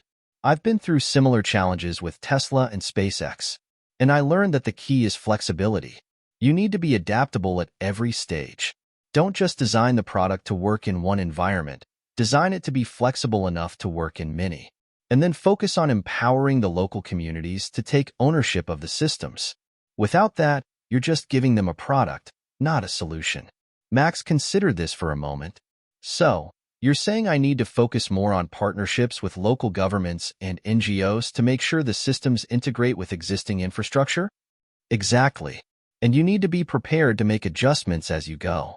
Think of it as a feedback loop. Deploy, Learn, adapt, and deploy again. Scale fast, but don't forget that local solutions are key. Max's eyes lit up. Elon was right. If he wanted his systems to truly succeed, he couldn't just push them into markets and hope for the best. He had to ensure that each community was empowered to take the reins and make the technology work for them. Over the next several months, Max shifted his approach. He started to focus more on forging partnerships with local organizations and governments, working closely with community leaders to tailor the technology to their specific needs. Each new deployment was a learning experience, a chance to improve the system and make it more adaptable to different environments. Max also turned his attention to building an international network of technicians and engineers who could provide ongoing support in the field. He made sure that local staff were trained not only to install the systems, but also to troubleshoot and maintain them. This way, the filtration systems wouldn't just be handed off. They would become part of the local ecosystem, sustainable for years to come. Despite all the challenges, Max began to see the real impact of his product. Reports came in from villages across the globe. In some areas, access to clean drinking water had improved dramatically, and in others, the systems had sparked new economic opportunities, such as small-scale water purification businesses. The technology was working, but more importantly, the communities were starting to take ownership of it. It wasn't perfect, but Max realized something crucial. This was just the beginning. As he sat in his office one evening, staring at a map of the world dotted with pins marking successful deployments, Max couldn't help but feel a sense of accomplishment. The road had been far from smooth, and there were still plenty of challenges ahead. But he had learned valuable lessons along the way, about flexibility, about collaboration, and about what it truly meant to have a global impact. Max sat alone in his office, staring at the news on his laptop. Headlines flashed across the screen, each one more unsettling than the last. Major malfunction in water filtration systems in Southeast Asia. Thousands affected as solar-powered systems fail. Global initiative faces setback as technology faces criticism. His stomach churned as he read through the details. A series of technical failures had been reported in several countries where his systems had been deployed. The solar-powered filtration units, which had been running smoothly for months in some regions, suddenly began malfunctioning in Southeast Asia, particularly in areas with high humidity and temperature fluctuations. The systems were shutting down, leaving entire communities without access to clean water. Max leaned back in his chair, closing his eyes, trying to process the magnitude of the crisis. This was exactly the kind of problem he had been terrified of. They had worked so hard to scale the systems, to make them adaptable to different environments, but now, all of that felt like it was crumbling before his eyes. This could be the very thing that destroyed everything they had worked for. The phone on his desk buzzed. It was Zena. "Max, we need to talk." Her voice was steady but tinged with concern. "I just got the full report from the field agents. The systems are failing in the high humidity areas. They're not withstanding the conditions, and it's causing serious issues for the communities relying on them. People are without water, and the media is picking up the story fast." Max swallowed hard. "I saw the headlines. We need to address this immediately. I've already spoken to the engineering team, and they're working on a fix, but we can't afford any more delays. The media is turning on us, and the local governments are starting to question the reliability of the systems." Max ran a hand through his hair, feeling the weight of the situation settle over him. "I know. We've got to figure this out. But how do we recover from something like this? We've built so much trust, and now, it's like all of it's gone in an instant." "You've been through tough times before, Max," Zena said, her voice soft but firm. "We're not giving up. We'll fix this, and we'll prove that the technology can work. But we need to act fast." Max stood up, pacing the room. "I can't believe this is happening. We've been testing these systems for months. How did we miss something so critical?" Zena hesitated. "Sometimes, no matter how much testing you do, things just don't show up until real-world conditions are in play. But we've got an experienced team. We can fix it." Max's mind raced as he processed the gravity of the situation. The failure of the systems wasn't just a technical glitch. It was a potential PR nightmare. The world was watching, waiting to see if his technology would live up to the hype. If he didn't fix this, the damage could be irreversible. He spent the next several hours in meetings with his engineers, brainstorming solutions. They quickly identified the root cause. The filtration units had been designed with certain environmental conditions in mind, but the extreme humidity in some Southeast Asian regions had created an environment where the components began to degrade faster than expected. The solar panels were also failing to produce enough power during certain periods due to a combination of humidity and cloud cover. It was a sobering realization. While the systems had been successful in many parts of the world, they had not been fully tested under the most extreme conditions. They had been so focused on scaling quickly that they hadn't accounted for the full spectrum of challenges that came with deploying such technology across diverse regions. The engineers suggested several solutions: strengthening the system's casing to protect against humidity, redesigning the solar panels for higher efficiency in cloudy conditions, and improving the software to ensure better monitoring of the system's performance in real time. Max immediately authorized a redesign of the filtration system. They would need to pull back on some of the deployments temporarily and recall units in the affected areas to conduct repairs and upgrades. But the clock was ticking. Each day that passed was another day the media had a new story to run. Another day without clean water for those relying on the system. The crisis reached its peak when a global humanitarian organization, one of Max's largest partners, issued a public statement expressing concern about the reliability of the technology. They had been enthusiastic about the product's potential, but now, with thousands of people affected, they were questioning whether it was worth continuing the partnership. Max's phone rang again. This time it was the head of the organization, Maria. "Max, we've been discussing the situation internally, and we're deeply concerned about the reports we've received," Maria said, her tone professional but heavy with disappointment. "As a humanitarian organization, our priority is the well-being of the people we serve. Right now, it seems like your system is causing more harm than good. We may need to suspend our partnership until you can guarantee that these issues will be resolved." Max's heart sank. He had known this moment was coming, but it didn't make hearing it any easier. "Maria, I understand your concern, and I'm committed to fixing this. I know the team is working around the clock on a solution. We just need a bit more time. We're giving you that time, but we need transparency. Our reputation is on the line, too. We need to know what the timeline for repairs looks like and how you plan to ensure this doesn't happen again." Max closed his eyes, his mind racing. He knew he had to act fast, or everything they had worked for would come crashing down. "We'll send a detailed report to you in the next 48 hours, Max promised. "And I'll personally oversee the repairs. We'll fix this, Maria. I swear we will." Max sat in his office, deep in thought. The weight of the crisis was suffocating. The failure of the filtration systems was more than just a technical issue. It was a threat to his company, his reputation, and the trust he had worked so hard to build. The global initiative was at a tipping point, and Max knew that the next few days would be crucial. He called Zena into his office. "I need a full crisis management plan. We need to be transparent with our partners, the media, and the communities affected. We have to fix this and get ahead of the narrative. The last thing we need is for this to spiral out of control." Zena nodded, already pulling together a team to handle communications, press releases, and outreach to local governments. "We'll be transparent, Max. We'll tell them the truth about the issue and our plan to fix it. But we need to act fast."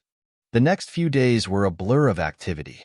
Max's team worked tirelessly on the technical fixes, while Zena and the communications team crafted a clear, transparent message for the public. Max wrote an open letter to the affected communities, apologizing for the inconvenience and assuring them that the company was doing everything possible to resolve the issues. He also worked on securing a meeting with key global partners to regain their trust. By the end of the week, the first batch of redesigned units was ready for deployment. The improved filtration systems were sent back to the affected regions, and Max personally oversaw the testing phase to ensure that the issues were resolved. It wasn't an easy fix, and it took weeks of constant effort, but the systems began to work as intended once again. Slowly, the reports from Southeast Asia started to turn around. The media, who had initially been quick to condemn the technology, began to praise the company's transparency and commitment to solving the problem. Max's team had weathered the storm, and although it had been a hard lesson, they came out of it stronger and more focused. The crisis wasn't over, but Max knew that it had forged a stronger foundation for the future. As the crisis began to subside, Max reflected on the lessons learned: adaptability, transparency, and the importance of taking the time to truly understand the challenges before scaling. In the end, his company had survived the storm, but more importantly, they had proven their resilience. Max leaned back in his chair, looking at the quiet night sky outside his office window. The lights of the city flickered below, a constant reminder of the relentless pace at which everything was moving. Despite the crisis, despite the months of sleepless nights, the constant pressure to innovate, Max found himself in an unexpected moment of stillness. He had just received a call from Xena. The worst of the media storm had passed, and the redesigned filtration systems were now operating successfully in Southeast Asia. They had been able to restore credibility with global partners, and the community response had been overwhelmingly positive. Still, something gnawed at him, a growing unease, an emptiness he couldn't shake. Max had spent years building his company, chasing an ideal. The goal had always been to bring clean water to the most underserved parts of the world. But in the midst of scaling the technology, dealing with constant crises, and managing global partnerships, he had lost touch with the reason he started all of this in the first place. The phone buzzed again. This time, it was a text message from his daughter, Sophie. It read, "Dad, when will you come home? I miss you." Max stared at the screen for a long moment. Sophie had sent him a video of herself earlier that week, proudly holding up her latest science project, a model of a solar-powered water filtration system. It had taken her weeks to build, and he had promised to be there to see it. Yet, between the chaos at the office and the global issues he had been dealing with, he hadn't been able to make time. The pang of guilt hit him harder than any technical failure ever had. Sophie was growing up without him being fully present. And although he had created a solution that could change the world, he had been neglecting the world that mattered most to him, his own family. Max's mind began to drift back to earlier days, before the company, before the whirlwind of ambition and responsibility. Back when he had first come up with the idea of the solar-powered water filtration system, it had been born out of a desire to help people, to solve a real problem. He had been driven by a sense of urgency, a feeling that the world was waiting for him to act. But somewhere along the way, the mission had become blurred. It had become about growth, scaling, investors, and global impact. Somewhere in the noise, he had lost the core values that had driven him in the beginning: connection, empathy, and the desire to make a real, human difference. Max took a deep breath and grabbed his phone. He dialed Sophie's number. "Hey, kiddo," he said when she picked up, trying to keep his voice steady despite the emotions swelling up inside him. "I'm sorry I've been so busy lately. I've got a lot on my plate, but I promised I'd come see your project, didn't I?" Sophie's voice was bright and filled with a mix of excitement and hope. "Yeah, you did. It's right here on my desk. Do you want to see it on video?" Max smiled, feeling a wave of warmth. "How about this weekend? I'll take the whole day off, and we'll do something special. Just the two of us." Her voice cracked with joy. "Really, Dad? You mean it?" "I mean it," Max said, his heart lightening. "You're my top priority, Sophie. Always." That night, as Max prepared for bed, he found himself reflecting more deeply on the journey he had been on. The highs, the lows, the crises, the triumphs. But most of all, he thought about the people he loved. The ones who had always been there for him. His family, his team, and the communities he had set out to help in the first place. For the first time in a long while, he realized that he had been chasing something external: success, recognition, the accolades of a global movement. But what truly mattered was connection. The deep, unshakable bonds that could never be measured in dollars, media mentions, or production numbers. His mission wasn't just about building a company. It was about creating a legacy of service and love. Max had become so focused on the big picture that he had lost sight of the small, meaningful moments that made life truly fulfilling. The next day, Max spent most of his time on the phone, coordinating the last of the crisis management details.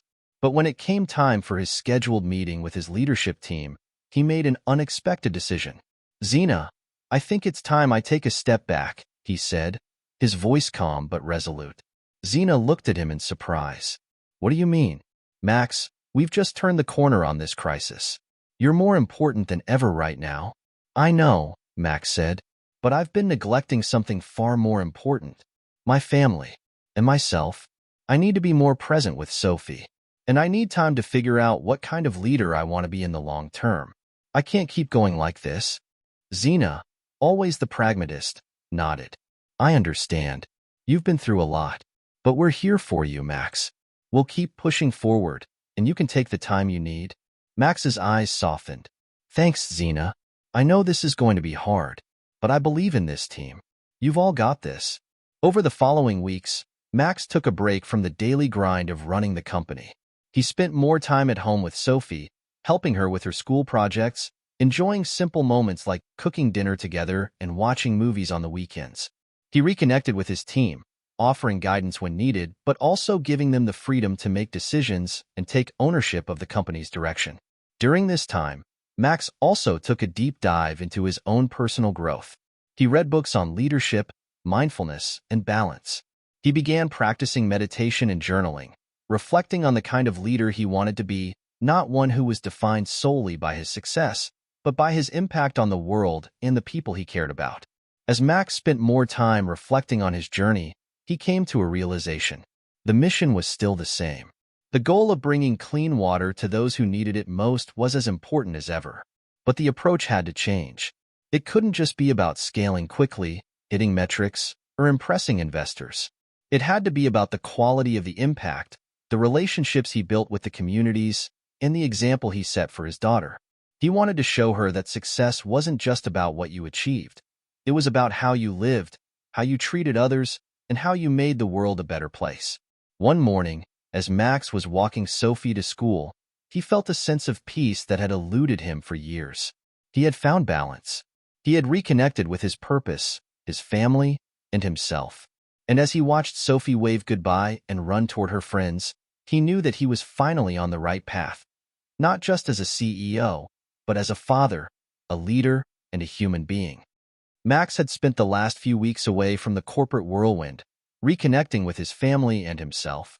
But now, with a renewed sense of purpose and a deeper understanding of what truly mattered, he was ready to dive back into the world he had created. Sitting at his desk, Max looked over the latest reports on the company's progress. The redesigned filtration systems were working well, and the partnership with the global humanitarian organizations was back on track. Still, something felt incomplete. Despite the successes and the breakthroughs, Max knew that his journey wasn't just about fixing one problem. It was about creating lasting, meaningful change, something more than just a successful product. He needed a new vision, one that didn't just focus on scaling quickly or achieving recognition. It had to be more sustainable, more human. It had to be about deep, lasting impact, not just in terms of numbers, but in the way they built relationships with the communities they served. Max called a meeting with Xena and the core leadership team. They gathered around the large conference table in the company's sleek, minimalist headquarters. Max could feel the buzz of anticipation in the room. He had spent the last few weeks reflecting and refining his thoughts. Now, it was time to share the new vision that had been taking shape in his mind. Everyone, thank you for being here today, Max began, his voice steady and confident. I've spent the last few weeks thinking a lot about where we are and where we're headed. I've learned a lot about leadership, about what it means to truly have an impact, not just in the world, but in the lives of the people around us. He paused, looking around at the faces of his team.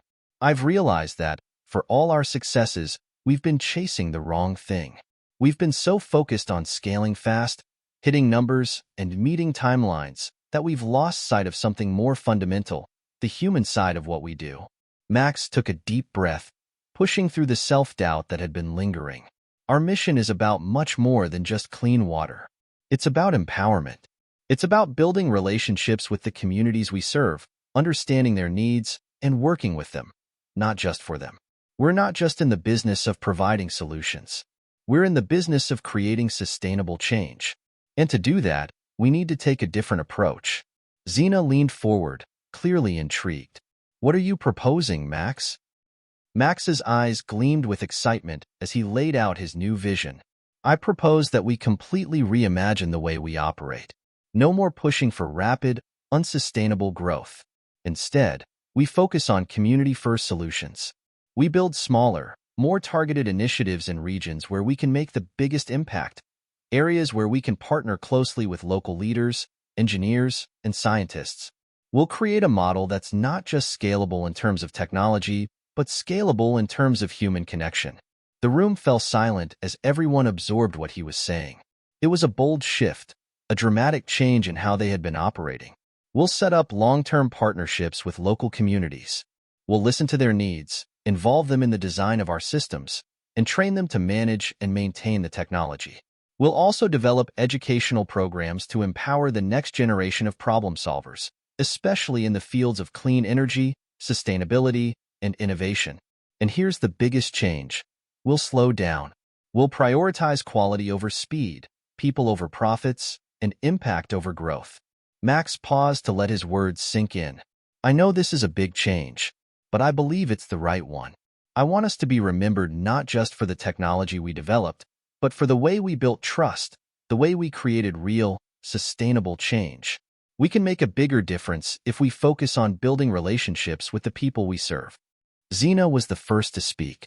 This is a big shift, Max. But I agree. We've been so focused on growth that we haven't always taken the time to understand the deeper needs of the communities we serve. If we build a more human-centered approach, I think we can make a far greater impact in the long run. The only question is, how do we implement this vision on the ground? Max smiled, feeling a wave of relief. Xena's support was crucial, but he knew she was right to challenge him. This wouldn't be easy, but it was necessary. We'll start small, Max said. We'll pilot this new approach in a few select regions where we've had success in the past. We'll work directly with local governments and community leaders to understand their needs and build customized solutions. And we'll involve our team in the process. No more top-down decision-making. This will be collaborative, transparent, and driven by the communities themselves. He turned to the rest of the team. I'm asking all of you to be a part of this journey. It won't be easy, but I believe it's the only way to make a true, lasting impact. Let's create a model that other companies can follow. Let's redefine what success looks like. As the meeting concluded, the leadership team was energized by Max's bold new vision. Everyone knew it would be a long, challenging road ahead, but there was a shared sense of purpose that hadn't been there before. For the first time in a long while, Max felt like he was headed in the right direction, not just for his company, but for the world. That evening, Max sat down to write an email to his daughter, Sophie. He reflected on his promise to spend more time with her and how important it was to set the right example. He wanted to show her that success wasn't about accumulating wealth or fame. It was about making a difference, living with integrity, and finding fulfillment in the people you love and the impact you leave behind. The next morning, Max arrived at the office with a renewed sense of purpose. His first step was to set up a series of town hall meetings with employees at all levels. He wanted everyone to understand the new direction and be a part of the transformation. This wasn't just a decision made at the top, it was a company-wide commitment. The response from the team was overwhelmingly positive. Employees were excited to be part of a mission that felt more aligned with their values. Many of them had joined the company because they wanted to make a difference, and now they saw the opportunity to do so on a deeper level. As Max wrapped up the meeting, he felt a sense of fulfillment that had eluded him in recent years. The company was moving in a new direction, and for the first time, it felt like the work they were doing would not only change the world, but would also change them, for the better. In the weeks that followed, Max and his team worked diligently to implement the new vision. They began forging closer ties with local communities, investing in education, and developing a model of shared ownership and collaboration. It was slow progress, but it was progress rooted in trust and mutual respect. As the company's new approach took shape, Max found himself reflecting on the bigger picture. He realized that this new vision was not just about making a difference in the world. It was about living a life that was aligned with his values. He wanted to leave a legacy, not just of technological advancements, but of human connection, integrity, and service. The journey ahead would be difficult. There would be setbacks, challenges, and moments of doubt. But Max was no longer chasing empty goals. He was focused on something far more meaningful, creating a company that didn't just innovate for the sake of innovation, but innovated with purpose.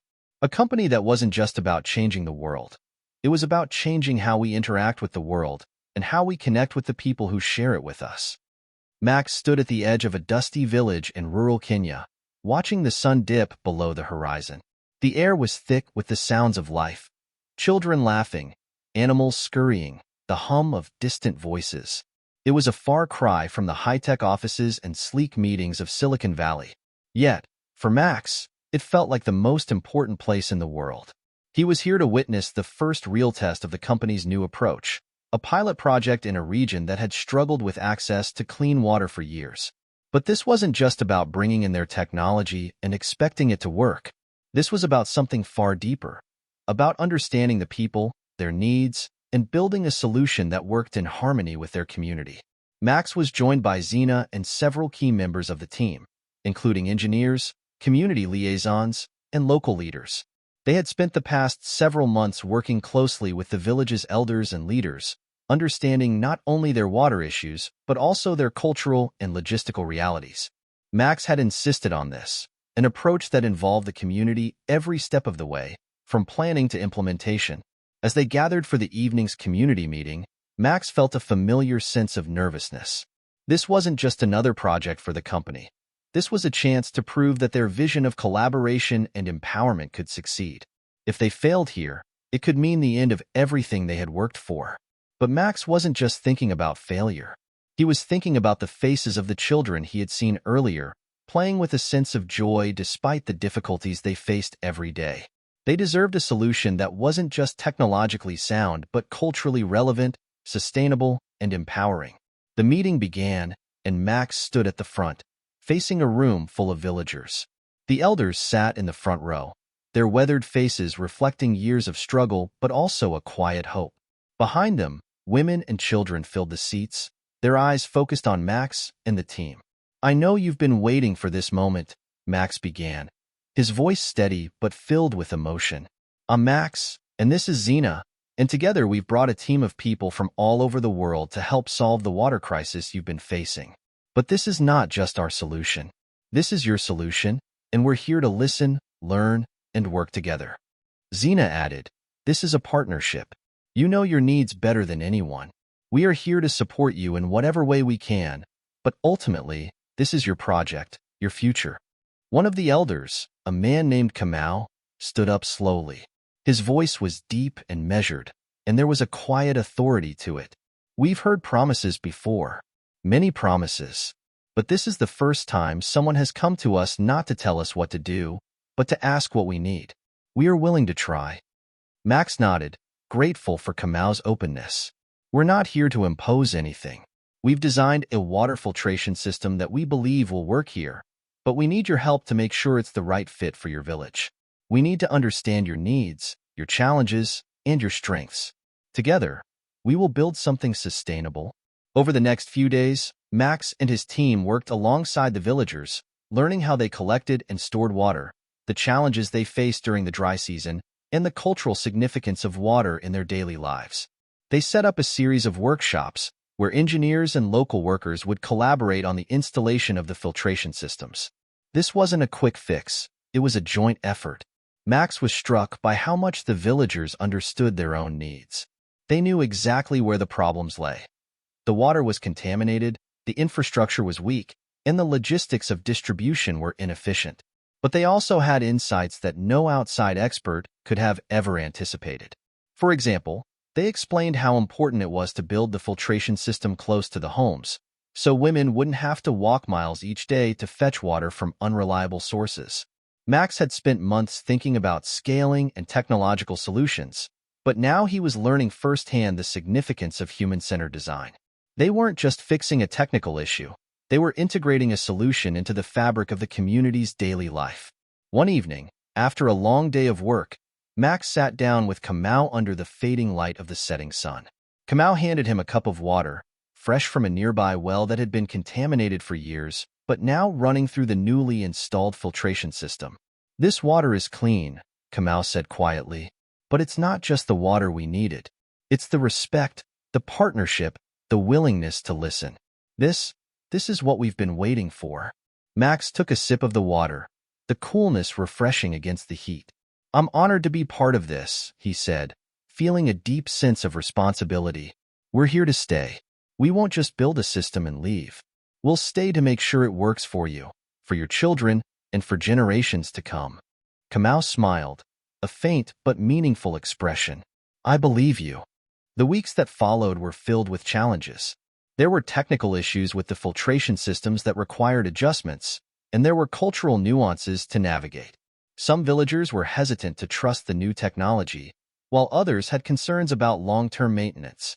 But Max and his team, alongside the local leaders, patiently worked through every issue, making adjustments and learning along the way. The true test came when they faced an unexpected dry spell. The village's water supply had dwindled faster than expected, and the filtration system was pushed to its limits. Max watched as the villagers, rather than panicking, worked together to come up with solutions. Some collected rainwater, others dug temporary wells, while others ensured that the filtration systems were carefully maintained.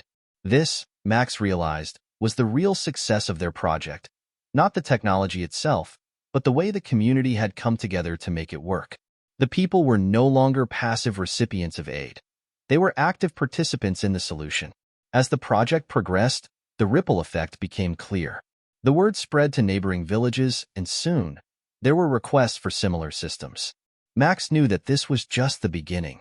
If they could replicate this community-driven approach, they could make an even greater impact. This was no longer just about clean water. It was about empowerment, self-reliance, and a shared commitment to building a better future. But even as things were beginning to take shape, Max couldn't shake the thought that there was so much more to do. The challenges of scaling their model without losing the human touch were daunting. How could they replicate this model in other regions without losing the intimacy and connection they had built in Kenya? Back in the office, Max began working on expanding their approach to new communities while maintaining the core values they had learned in Kenya. They would need to build more local partnerships, involve more local leaders, and ensure that each community felt ownership over the solutions. Max's thoughts were interrupted by a text message from Sophie. Dad, I finished the model for my school project. Want to see it this weekend? I made it look like the filtration system you helped design. Max smiled and replied immediately, I wouldn't miss it for the world, Sophie. I'll be home this weekend. As he put down his phone, he realized how far he had come. The project in Kenya was a crucial turning point, but it was also just one chapter in a much larger journey. Max had not only rediscovered his sense of purpose, but had begun to see how leadership could be about more than just making smart decisions. It was about building something that would last, not only for the world, but for the next generation. The sounds of the office were familiar: keyboard clicks, murmurs of conversation, the faint hum of the coffee machine in the corner. Yet, as Max sat at his desk in the bustling headquarters, he felt a sense of unease that had been growing for weeks. The success of the pilot project in Kenya was undeniable. The community-driven model was taking root, and the villagers had not only embraced the filtration systems, but had also become their champions, helping neighboring villages implement similar systems. But as word spread and requests for new projects came pouring in, Max found himself facing a problem he hadn't fully anticipated. How could they scale the human-centered, community-first approach without losing the very essence that made it work? Max had always been driven by the desire to make an impact. But now, as they moved toward expansion, the challenge was no longer about technology or innovation. It was about maintaining that human connection, that feeling of partnership with every new community they engaged. Could they still make each community feel heard, seen, and empowered as they grew? One morning, Max convened a meeting with Zena and the senior leadership team to address these growing concerns. Sitting around the table were engineers, operations managers, and regional directors. Everyone was eager to discuss how they could take the community-first model to the next level, but there was a palpable tension in the room. Everyone knew that scaling the model meant changes that would affect how they operated on the ground. I've been thinking a lot about what we've achieved in Kenya, Max began, leaning forward on the table, and I'm proud of what we've done there. But the question now is, how do we take that model and replicate it without losing the essence of what made it successful? How do we keep the community at the center while we grow? Zena, ever the pragmatist, responded first. Scaling is always going to bring challenges, Max, but it's also an opportunity to reach more people, to make a bigger impact. We can't afford to stay small, not when there are so many communities waiting for our help. The key is to find a balance. Max nodded, but felt a knot tighten in his stomach. I don't want to lose that personal connection. The way we were able to work with the villagers in Kenya, understanding their needs, hearing their concerns, and involving them at every step, that's what made it work. But if we start rushing to expand, it'll be easy to slip back into the old mindset of top-down decision-making. Another senior leader, Priya, chimed in, what if we took a more hybrid approach? We could keep the community-driven model, but pair it with scalable frameworks that ensure consistency across regions. Instead of reinventing the wheel for each new location, we could create systems that allow local teams to personalize solutions while maintaining the core principles we've established. The room fell silent as Max processed the idea. Priya was right. Finding a balance between local empowerment and operational efficiency was the key. But could they find that balance without compromising the integrity of their vision? Later that day, Max sat down with Zena in her office to further discuss the scaling issue. Zena had been with him from the beginning, and he valued her perspective deeply. I'm still struggling with this, Max confessed, running his fingers through his hair. We've done everything so deliberately in Kenya, taking the time to truly understand the community's needs, their culture, and their priorities. Now, if we expand too quickly, we risk losing that personal touch. Zena leaned back in her chair, her eyes thoughtful. You're right to be cautious, but I think there's a way to grow responsibly. What if we build a local team of community liaisons in each region? People who understand the culture, speak the language, and know the nuances of what works. We can empower them with the tools, resources, and training they need to lead the implementation of our systems, but we'll still keep our commitment to collaboration and transparency. Max raised an eyebrow. So, we decentralize the leadership? Exactly, Zena said, but in a controlled way. We'll provide the vision and core strategy from the top, but we give local teams the freedom to adapt and personalize solutions based on what they know works best for their communities. We won't have to be physically present in every location, but we'll always have eyes and ears on the ground. Max mulled this over, imagining what it would look like to have trusted local teams leading the charge in different regions. It was a compromise he hadn't considered before. They could still hold true to the community-first approach, but they would need to establish a strong support structure that kept everyone aligned with the company's core values. The decision was made. The company would move forward with a hybrid model, where regional teams would be empowered to adapt the community-driven model while adhering to the broader mission and framework set by headquarters. Max felt both relieved and anxious. He knew it was the right move, but it was also a massive leap of faith. Months passed, and the first few regional teams were established. Max and Zena made several trips to new locations, visiting villages in India, rural Mexico, and the Philippines.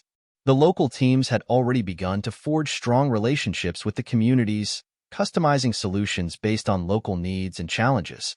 But as Max watched the implementation unfold, he began to see the cracks. In some places, the teams were overwhelmed by the sheer scope of the work. In others, there was resistance from local leaders who feared the loss of control. The perfect balance he had hoped for was proving elusive. The most difficult challenge came when they launched a project in the Philippines, a coastal village where water contamination had become a severe public health issue. The local team had worked hard to integrate themselves into the community, but there were unforeseen cultural challenges that threatened the project's success. The villagers were suspicious of outsiders, reluctant to trust solutions that hadn't come from within their community. Max visited the village personally to assess the situation. The tension was palpable as he met with local elders and community leaders in a makeshift meeting hall. The villagers were hesitant, their arms crossed, their expressions wary. Max's heart sank as he realized that the model that had worked so well in Kenya wasn't translating as smoothly here. I understand your concerns, Max began, his voice steady but filled with empathy. But we're not here to take over. We're here to help. We want to work with you, not for you. We've seen how things can change when communities take ownership. The technology we've brought can help you clean your water, but it's up to all of us to make sure it works for your village. The silence that followed was thick, almost suffocating. Then, slowly, one of the elders stood up. I have seen what this company did in Kenya, he said in a low, measured voice. "And I'm willing to give you a chance. But if we do this, we do it together." Max breathed a sigh of relief. It was a start, but he knew the real work was just beginning. The weeks that followed were filled with challenges, but also breakthroughs. Max and his team worked closely with the local leaders to address their concerns, making adjustments to the implementation plan and bringing in local experts who had earned the community's trust. By the end of the project, the filtration systems were successfully integrated, and the community began to see the benefits. It wasn't perfect, but it was progress, and it was built on trust and mutual respect. As Max sat in the village, watching children drink clean water from the newly installed systems, he realized that scaling wasn't just about technology or logistics. It was about finding ways to connect with people, to understand them on a deep level, and to collaborate. It was about building long-term relationships, not just delivering short-term solutions. As he prepared to leave, Max received a message from Sophie. "Dad, I finished my school project. I can't wait for you to see it. It's all about clean water, just like you've been working on." Max smiled, feeling a warmth in his chest. He was beginning to understand that the true impact of his work would not be measured in how many systems they installed, but in the lives they touched, the trust they built, and the partnerships they formed. Max sat on the edge of a low wooden table in a small village in the highlands of Peru, surrounded by elders whose faces were etched with the history of the land. The room was cool, the air thick with the smell of wood and earth, and outside, the mountains loomed, timeless and unyielding.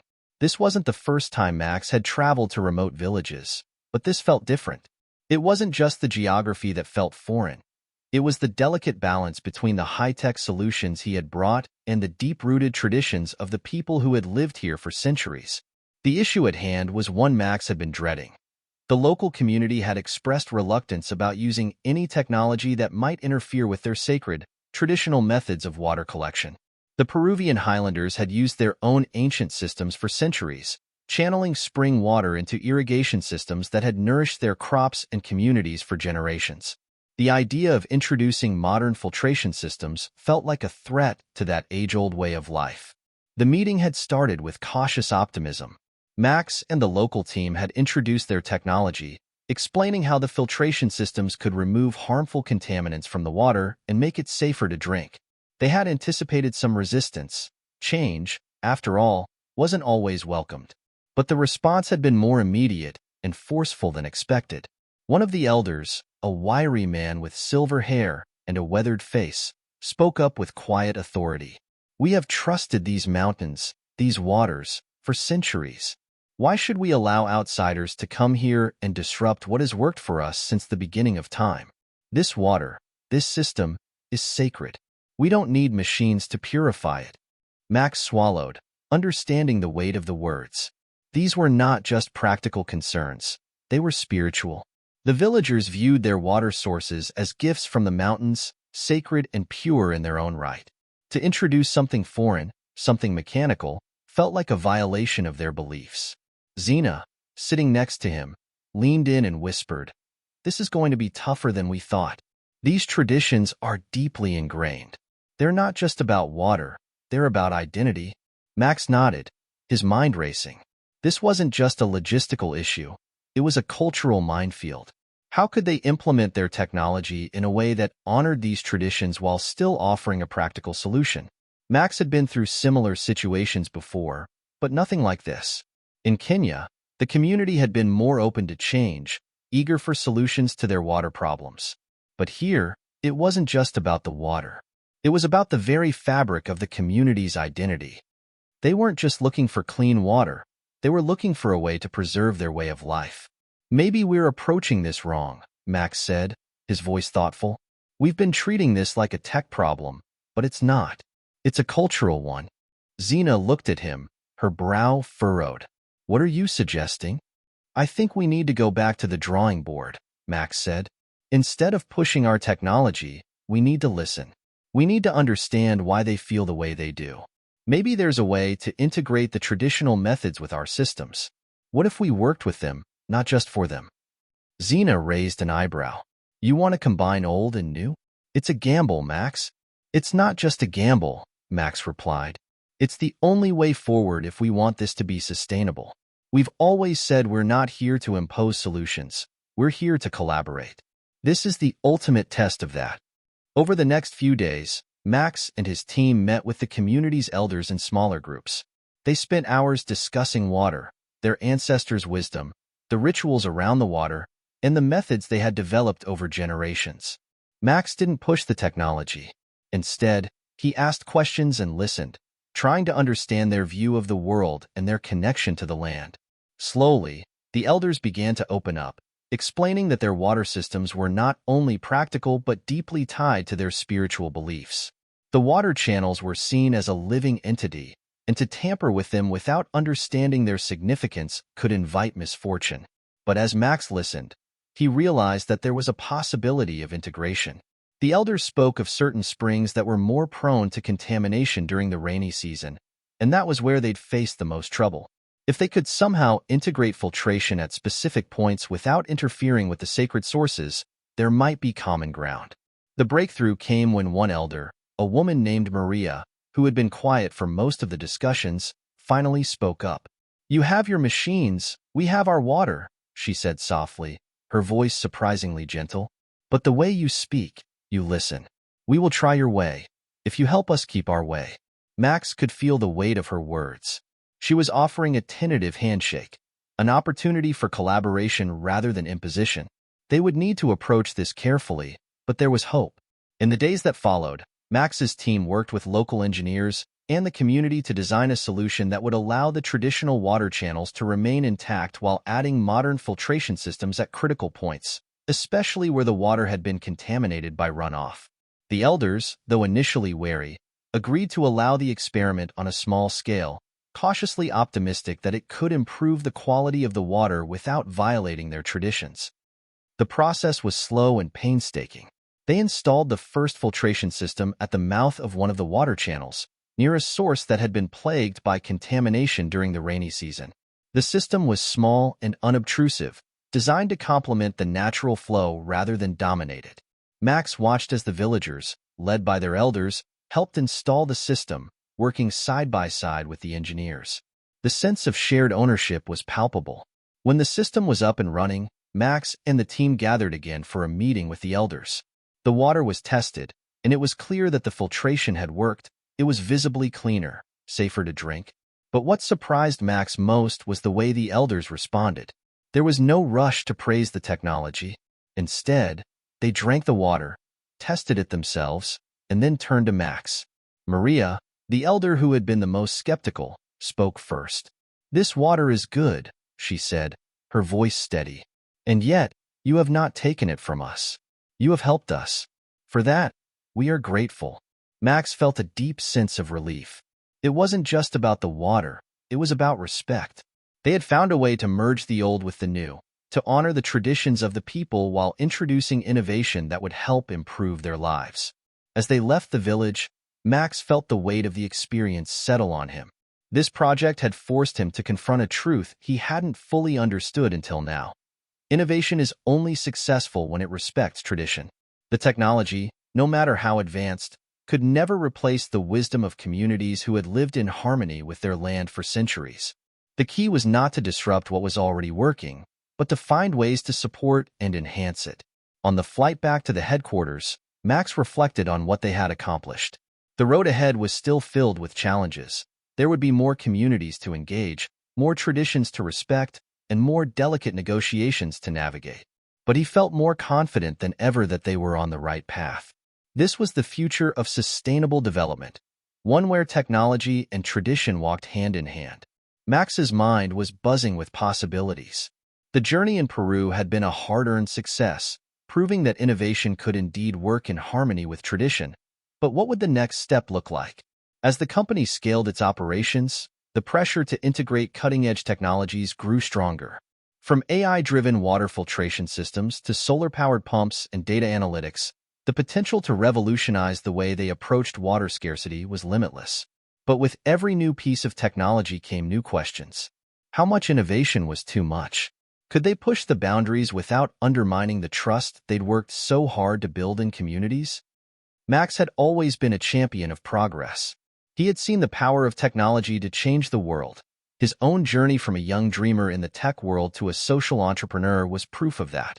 But as the company expanded into even more diverse regions, he began to see the cracks in the one-size-fits-all approach that technology sometimes demanded. Every new solution required careful consideration, and it had to fit the context of each community, not simply be imposed on them. The challenge came to a head when they began discussing the implementation of AI-driven water management systems in their next region of focus, India's rural northern states. The region suffered from severe seasonal droughts and uneven water distribution, and Max knew that leveraging artificial intelligence to optimize water usage could have a profound impact. The problem, however, was that the technology was advanced and complex. It would require robust infrastructure, consistent internet access, and technical expertise. In a rural area that lacked even basic resources, could this be more of a burden than a benefit? Max, we're talking about AI that can predict and monitor water usage patterns, Zena said, her eyes scanning the data points displayed on her tablet. This will allow us to adjust water flow in real time and prevent overuse.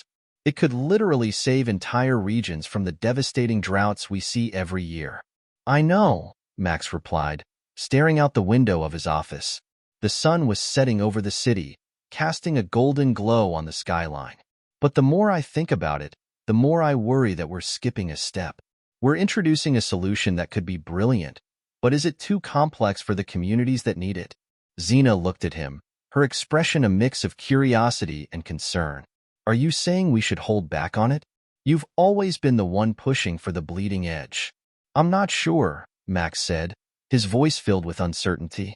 I've seen how some of the advanced solutions we've introduced have left communities struggling. They may work in some places, but what if they overwhelm others? What if we miss the mark by pushing something too quickly? Zena leaned forward. We've always been able to innovate by first listening to the community. We start small, integrate gradually, and learn as we go. If we take it step by step, the tech won't feel forced. Besides, the AI system we're talking about can be scaled and adapted over time. We can customize it based on the community's needs. Max nodded slowly, but the doubt in his mind remained. What Zena was saying made sense, but the questions lingered. Could they really ensure that AI didn't disrupt the very relationships they had spent years building?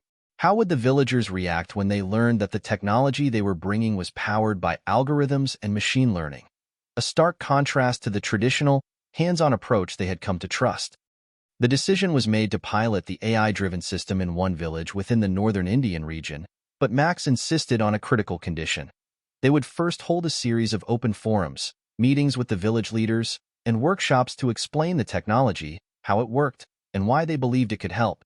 The team would spend several weeks in the community listening to concerns, providing information, and getting feedback before they even considered the first installation. Max traveled to the region with a small team, including a few of the engineers who had developed the AI system. The journey was long, and as they made their way to the village, Max couldn't help but reflect on his growing unease. This wasn't just another project, it felt like a turning point. The decisions they made now could set the course for the future of the company. Upon arrival, Max and the team were greeted warmly by the villagers, who were familiar with the organization's previous work. The community had seen improvements to their water quality and supply through previous projects, and they were eager to learn about new solutions. Max, however, knew that introducing something as advanced as AI required more than just enthusiasm. It required understanding and trust. In the first open meeting, Max stood before a room full of villagers, farmers, shopkeepers, school teachers, and elders. He could see the skepticism in their eyes. They were open, but wary. They had heard promises before, and they had seen technologies come and go, some of them failing to live up to expectations. Thank you for welcoming us today, Max began, trying to connect on a personal level. I know that many of you have questions, and we are here to answer them. But before we even begin talking about the technology, let me start by saying this. We are not here to impose anything on you. We are here to help, and we want to do that in a way that respects your way of life. Max paused, letting his words sink in. We've brought a new solution that has the potential to help us use water more efficiently, particularly during the dry seasons. This system uses something called artificial intelligence, a kind of technology that can predict water needs and adjust water distribution in real time to make sure no one gets left behind. He could see a few villagers exchange uncertain glances. One elder, a man with a heavy accent and deep lines on his face, spoke up. What does artificial intelligence mean for us? Will it control our water? Will we still be able to decide how we use it? Max smiled and stepped forward. That's an important question. No, the AI won't control your water. What it does is analyze the patterns of water use, how much each farm, each household, needs, and make suggestions. It helps us avoid waste, and it helps make sure everyone gets the water they need, even when it's scarce. But you and your community will always make the final decisions. This technology is here to assist you, not replace your judgment. The room remained quiet, but the atmosphere was different now. The villagers were thinking, processing. Max knew this wasn't the end of the conversation. It was just the beginning. Over the next several days, the team spent hours answering questions, demonstrating how the AI would work, and addressing concerns. They also spent time in the fields, talking with farmers about their specific needs, and explaining how the technology could be fine-tuned to meet those needs. By the end of the week, there was a shift. The villagers were no longer talking about the AI as a foreign intrusion. They were seeing it as a tool that could be used on their terms. They were ready to proceed with the pilot, but only on the condition that the technology would remain flexible, adapting to their needs rather than forcing them into a rigid system. Weeks later, the AI system was installed in a central water distribution point in the village. The installation went smoothly, and the team worked closely with the community to ensure that the system was calibrated according to their water usage patterns. It wasn't perfect, but it was a start. Max watched as the villagers interacted with the system, learning how to monitor it and provide feedback. At the end of the pilot phase, the results were clear. The system had worked. Water usage was optimized, and the village had managed to survive the dry season without experiencing the shortages they had feared. But more importantly, the villagers felt a sense of ownership. They hadn't been handed a solution. They had collaborated with Max's team to build it together. As Max boarded the plane to return to the headquarters, he couldn't help but feel a renewed sense of hope. The AI had proven its worth, but even more so, the collaboration between tradition and technology had succeeded in a way he hadn't expected. It wasn't just about the tech. It was about ensuring that every new solution was a partnership. Max sat in his office late one evening, staring at the glowing screen in front of him. The sun had long set, and the city outside had quieted down. His mind, however, was anything but calm. The company had grown exponentially in recent years, and with it came the kind of pressure that kept him awake at night. There were new partnerships to forge, international regulations to navigate, and the constant balancing act of innovation and cultural sensitivity. The success in Peru and India had been promising, yes, but it was now time to scale, time to expand into new territories, to offer their solutions to entire regions, to entire countries. The stakes had never been higher. What had worked in one village, even in one country, would not necessarily work in another. The world was vast and complex, and with that came the risk of unintended consequences. Could they continue to innovate without losing sight of their core values? Could they expand without overstepping, without falling into the trap of imposing solutions on communities that didn't need them? Max's thoughts were interrupted by a knock on the door. "Come in," he called out, leaning back in his chair. Zena stepped in, holding a tablet with the latest figures on their expansion plans. "I thought you might want to see these," she said, a hint of excitement in her voice, though Max noticed a flicker of concern in her eyes. Max took the tablet and scanned through the data. "What's this?" "It's the latest proposal from our potential partners in Africa and Southeast Asia. They're ready to roll out our systems to thousands of communities," Zena said. "We're talking about huge numbers, potentially millions of people who could benefit from our technology. This is the kind of growth we've been working toward." Max nodded slowly, his mind racing. "It's exciting, but also overwhelming. We've been so focused on the details, the personal connections, the small-scale pilots. Now we're talking about scaling to a level where the nuances of each community might get lost. We can't afford to make mistakes." Zena sighed, sitting down across from him. "I know. It's tempting to look at these numbers and think it's all about the technology. But remember, Max, The success we've had has been because we haven't just pushed solutions. We've listened. We've respected. We can't forget that as we expand. Max leaned forward, tapping his fingers on the desk. That's what worries me. The bigger we get, the more we risk losing that human touch. What if we start seeing these communities as just statistics? What if, in our rush to scale, we forget the very thing that made us successful in the first place? Xena paused. But we can't afford to stay small forever. The need is too great. Water scarcity is a global crisis, and we have a chance to make a real difference. I know, Max replied, his voice quieter, but we also have to be careful. It's not just about the technology. It's about making sure that technology is part of the solution, not the solution itself. We need to adapt to each community, understand their needs, and move at a pace that makes sense for them, not just for us. Xena nodded thoughtfully. You're right.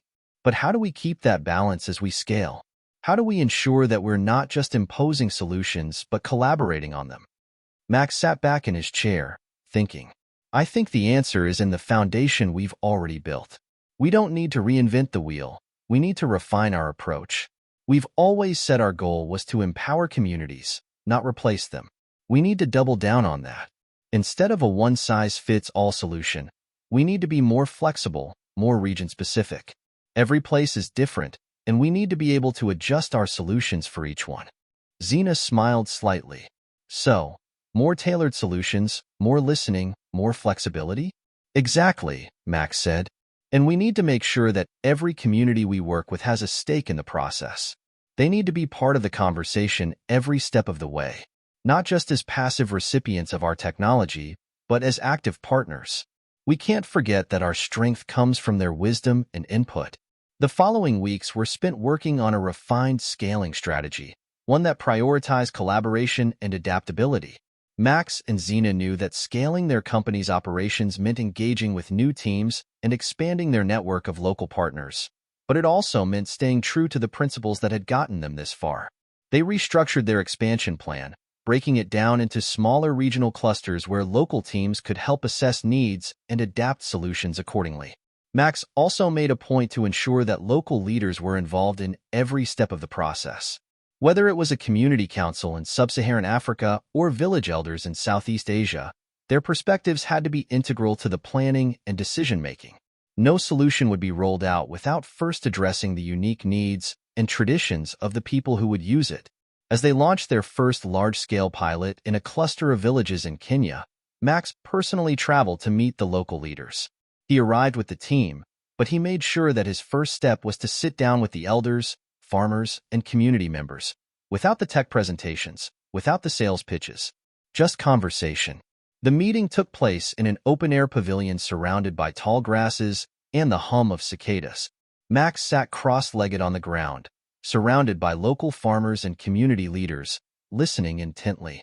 The sun was setting, casting long shadows over the gathering. One of the elders, a tall man with weathered skin and sharp eyes, spoke first. We have heard of your technology, but before you speak of machines, we ask, how will this change the way we live? Will we still be able to make decisions for our land and our people, or will the machines do that for us? Max smiled, understanding the concern. That's why I'm here.